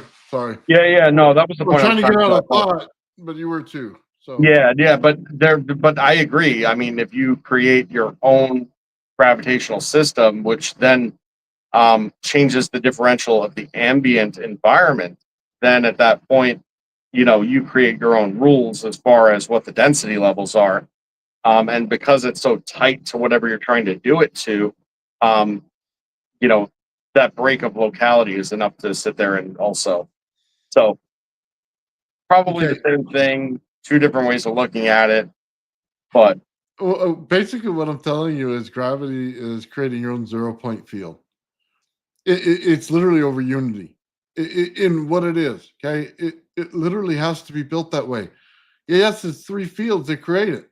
Okay, you have to have your magnetic, you have to have your static, and you have to have your radiant value to it. Okay, let's that's ask it. let's ask a much simpler question. Without going all profound on it and much Oh no, longer, no. right? Let's listen a much simpler question. Okay, in water, what does it take for something to be in suspension? All you got to do is create a bubble, and it'll float up. It depends a bubble of what, because bubbles will float to the surface. And anti-gravity isn't floating to the surface, or You got uh, to. anti-gravity is being in suspension. So how do you get in suspension with water? Well, you must equal the water. Okay, when you equal the water, then at that point you are in suspension. So the question is exactly the same in atmosphere. Well, how do you lift off but also have control without just going indefinitely up? And the answer is to equal your ambient. That's it. Like it, if you go too far on one side, well, then you're buoyant. Whoop, up, indefinitely up until no more, right? And then you reach that point, and then that's where you are. And maybe that's a really great way to get like satellites into orbit or something. But if you're talking about what we're trying to, which is like lift and stay and then go and then go and then wherever, like the answer is equilibrium. It's not, and that equilibrium is at such a large differential, like I said, because of what what matter generally exists at, right? That you need to push that ratio to 1 to 1 in order to sit there and be like, whoop, here I am, now here I am. But now if you push that ratio past 1 to 1, now all of a sudden you could go up. If you push it down, then you go down. Yeah, but okay. Yes, I Yeah, get it. I mean that's basic. I'm just saying that's kind of like it's got to be basic idea, because without equilibrium, how do you stay? How do I say this? I was going to make this point. If you create an over unity state, you have to create something that's unnatural to the way we understand the whole AC/DC problem, right? So you cannot in a DC system create high amps and high volts. It does not work. Okay. In an AC system, you can create high amps and high volts, right? So there's a difference between the two. So what you're going to want to do is create, okay, to get over unity, high amps and high volts in your system. That's the only way to do it. That's why they keep saying AC with this stuff, because Yep. you have to have a high amperage, high voltage field. Okay. And if you don't have that, you do not have an ether and you do not have over unity. And it is literally that state. So if you're in an electric, you have to create the electric, but you also have to create the magnetic in order to get to that state. Yep. That's just the way it works. Right. And You can't just have one. You have to have multiple modes. That's what it boils down to. It's the multiple modes that allow it to be non-diffuse. Without the multiple modes, then it just fits. yeah, we already, just so you know, we already put the field bubble in there, by the way. See, we were talking about this earlier, and you got to combine all of it together, I guess. Maybe I should just say it. Look, you put a Tesla coil inside of a Tesla coil, you put one winding going one way, you get one winding going the other way. You have counter rotating fields that go in there, so you don't need discs. You can throw those away. Okay. You're moving your primary up and down, so you're changing the point of vector direction in the way you want this thing to go. When you created both fields that rotated opposite, you're creating the outside bubble. Okay. The outside bubble is based on those two fields. As they go in those two fields in resonance, you get plasma in between them. You have now separated yourself from gravity. You have counter rotating fields on the inside. You have vector direction going on based on where your primary is. And now you have anti-gravity in a bubble that has high voltage and high amperage in there, right? Or you should say magnetics and high statics in there. On the static sides on the top, the amperage sides on the bottom, just like the same way the Earth is building out, okay? Because you got to remember, you're only pushing up against the Earth. You're not creating an equilibrium, which and then you would have to have two separate things all together in order to create your own, which you're not doing in this case. You're just basically moving in vector direction, so you only need one. That is anti-gravity in a solid state. Yep. You don't need all. this. You don't need no fucking goddamn spinning motors, okay? You just have to understand what you're doing. Now, if you want to hear this, except retrospectively, go back to August of 2024 and watch me and Nathan talk about it. And this exact topic is going to come up, and neither one of us are going to realize what we're saying. we're going to talk about exactly this, and neither one of us is going to realize what we're saying at the time. You know, Yeah. that's I'll it. tell you what, space-time is a freaking joke. It's time dilation.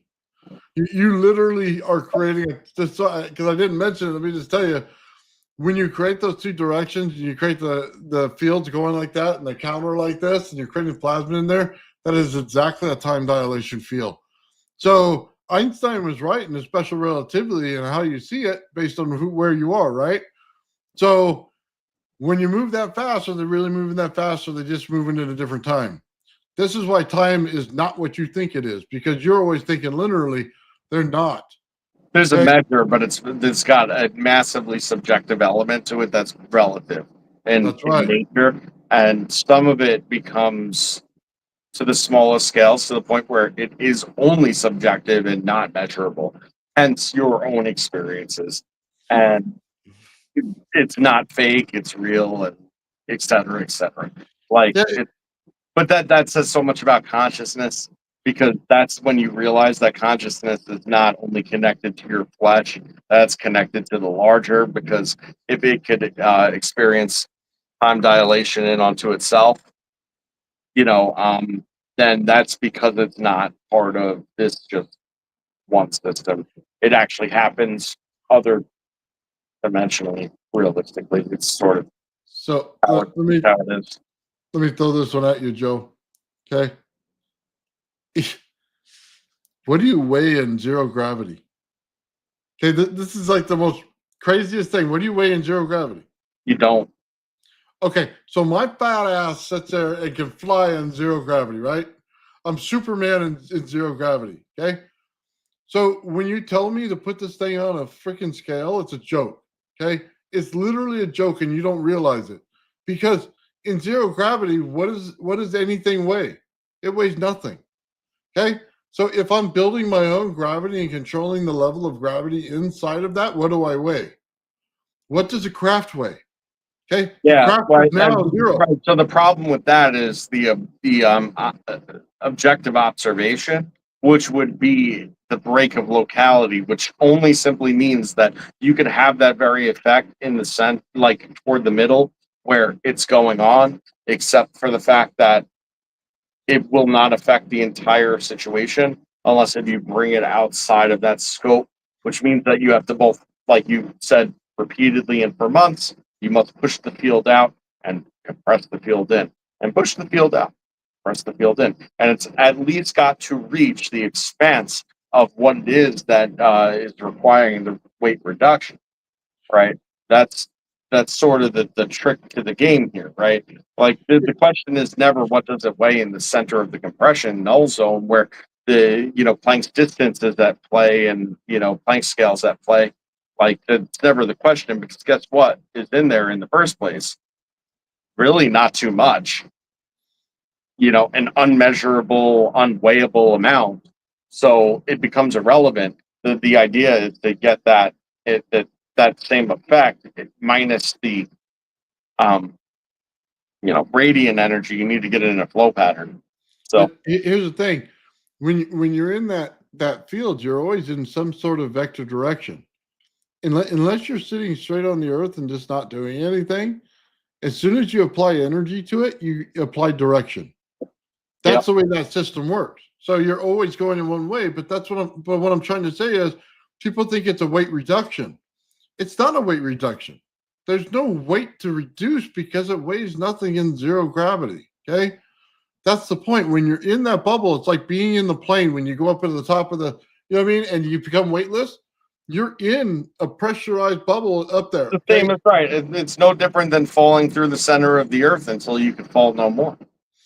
Right? If you drilled a hole entirely through the center of the earth and you jumped in that hole, you know, I read this in Edidorpa the other day. In fact, like that's a whole other story itself of how I came to read this particular line. But the speed at which you fall through the center of the earth, okay, increases exponentially, okay, as you go down, different than you would fall from the sky because of the gravitational difference, okay? And you would accelerate way beyond terminal velocities, okay, to the point where you would set fire, except as you fall, the resistance that you encounter as you're falling linearly reduces, countering that effect entirely. Inertia becomes nothing, and you plummet faster and faster until you stop. And when you stop, you just stop, and you don't get blown to pieces despite your speed, because inertia in the center is nothing. Okay? That was in a book written in 1895, right? Yeah. And that is inherently true. That is inherently true. You fall faster and faster because less and less resistance, but less and less resistance, less and less inertia. Less working against you, faster you fall, less working against you. Therefore, the effect means less. It just seems like a almost slow plummet, even though it's indefinitely fast. And when you reach the middle, you just stop, and you don't even know you did, because except for the mild effect of realizing you're stopped, like, because that's it. You're in the middle. That's it. And there's no resistance. Well, that's why creating a gravity well gives you no inertia. Yeah. Okay. You know, Center says terminal velocity is fixed. Yes, atmospherically, terminal velocity is fixed. What happens when you go beyond into the other side of the energy? Then the inverse is true. So I'm going to have to disagree. Sorry. Love you, by the way, brother. But no, terminal velocity is not fixed in that sense, because terminal velocity is very dependent on resistance. And this is the other side of the resistance. By the way, Sean was telling us this last night, okay, or on Wednesday. Remember when he was talking about, I kept asking him about when you spin a electric, what do you get? Okay. He says, well, the strangest thing happens. Nathan starts to build out an electric field around it, right? I go, okay, so what is that telling you about the electric? Okay, check this out, Joe. He's literally building a field bubble and he doesn't know it. Okay, because as soon as you have the electricity value and then you build and spin it, now you have the magnetic value. And that's what's coming out and building out. So he's literally building a field and doesn't know it. Well, but yeah. That's what an electric does. But just understand this. When I was doing that gravity well, okay, I need that electric for that very reason. I have to have that field build out that way so that the other field can build out with it. Without it, it's useless. You can't put mechanical vector induction, brother. Yeah. You can't do it without it. Just the other way to do it. It's just the other way to do it. Yeah, I mean, I have all the parts. I can't do it without it. Dude, it'll blow your mind, man. It's just, yeah. Yeah, you always have time loss when it comes down to a UFO because it's building a time dilation field.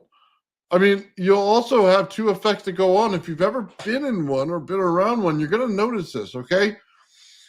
If I am on the inside of the field, okay, and you are not protected, my gray hair is gone. If I am on the outside of the field and unprotected, I get Santa Claus, okay? Just understand that there's two different effects going on depending on where you are. Okay. And if you've ever built one and you've done it in your garage or something on accident, you'll notice that. Okay. Just saying. And you'll find it comes out in every UFO experiments. Why does all their car electronics turn off? For the same reason that you blow an EMP in your garage when you sit there with a capacitor, because I'm saturating everything that goes on in your transistors and everything. Yep. And you can't do anything about it. And then when I'm done, it comes back on. Why does my computer keep turning back on? Even though I hit it a billion different times with its energy, right? How many times did it shut off when John Bigman was on and I lost it, twice I lost it, right? How's it turning back on? Why? Because I'm not destroying it. What I'm doing is I'm just saturating it and causing it to react. Okay? I'm not destroying it. That people are just not getting it. It's not an EMP effect. It's more of a radiation blowing out in your room. Okay? And that radiation is saturating the field. Okay? Yeah, right. It's not enough to destroy the circuitry. It's not a material failure circumstance. Yeah, it's overwhelming. But it is at the same time enough to create an oscillatory disturbance to cease the functionality of the circuitry. So Yep. Yeah, I get it. Hey, I hate to ever do this, but I think we got to wrap up, brother. No, we're good, man. I'm gonna die of while. starvation. I'm pretty sure. I'm saying, damn it! I haven't eaten since yesterday. Dude, I'm there with you, man. Right there with you. All right. Because I can go on forever, and that's the problem. Dude, it's all good. We're at 3.5 hours, man. We ran Friday all the way through, man. All right, guys. I just want to thank everybody in the chat, man. Dude, the chat's been awesome tonight, Joe. Oh, yeah, but then on fire. I wish we would have engaged them a little bit more. I've been watching this whole entire time, but honestly, this conversation's been on fire. So why stop? Yeah, dude, it's been really good, man. Hey, thank you guys all for coming in and hanging out with us, man. And thanks for all the insight and everything. You guys are awesome. So hopefully Joe will go mining here in the next couple of weeks, man. Yeah, this week or next. We'll see what goes. It's going to be one or the other. Okay, I got Tesla coils ready for sale, man. I'm doing cap base this weekend, getting ZVS is ready to go. So when people ask for them, they have them. I'll show them on the channel that I built them and everything else and how they work. With that said, man, thank you guys all very much and have yourself a great night. Yep, and love. The old man will. The old man will. The old man will. The old man builds. The old man builds is broken in the head. People not seeing reality has put them in the red. Where conscious and spirituality been stricken from the norm and replaced with the ignorance of basic magnetic form. The geometry of God keeps running through his head. That's what makes old man builds broken in the head. The old man builds. The old man builds. Spheres of destiny are spinning in his mind, making him travel back and forth in time, battling the establishment for just a little recognition. Has him forcing the world to understand his premonition. That world will have all the technology in the end, even if it means his life will fail to instead. The old man builds. The old man builds. The old man builds. The old man builds. Fears of destiny are spinning in his mind, making him travel back and forth in time, battling the establishment for just a little recognition. Has him forcing the world to understand his premonition. That world will have all the technology in the end, even if it means his life will fail to extend. The old man builds. The old man builds. The old man builds. The old man builds.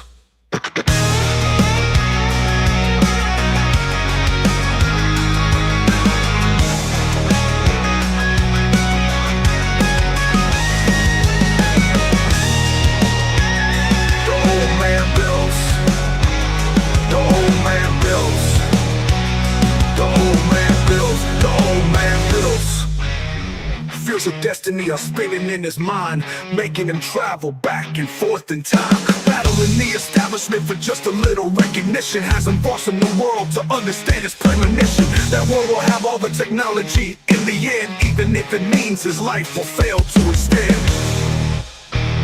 The old man builds.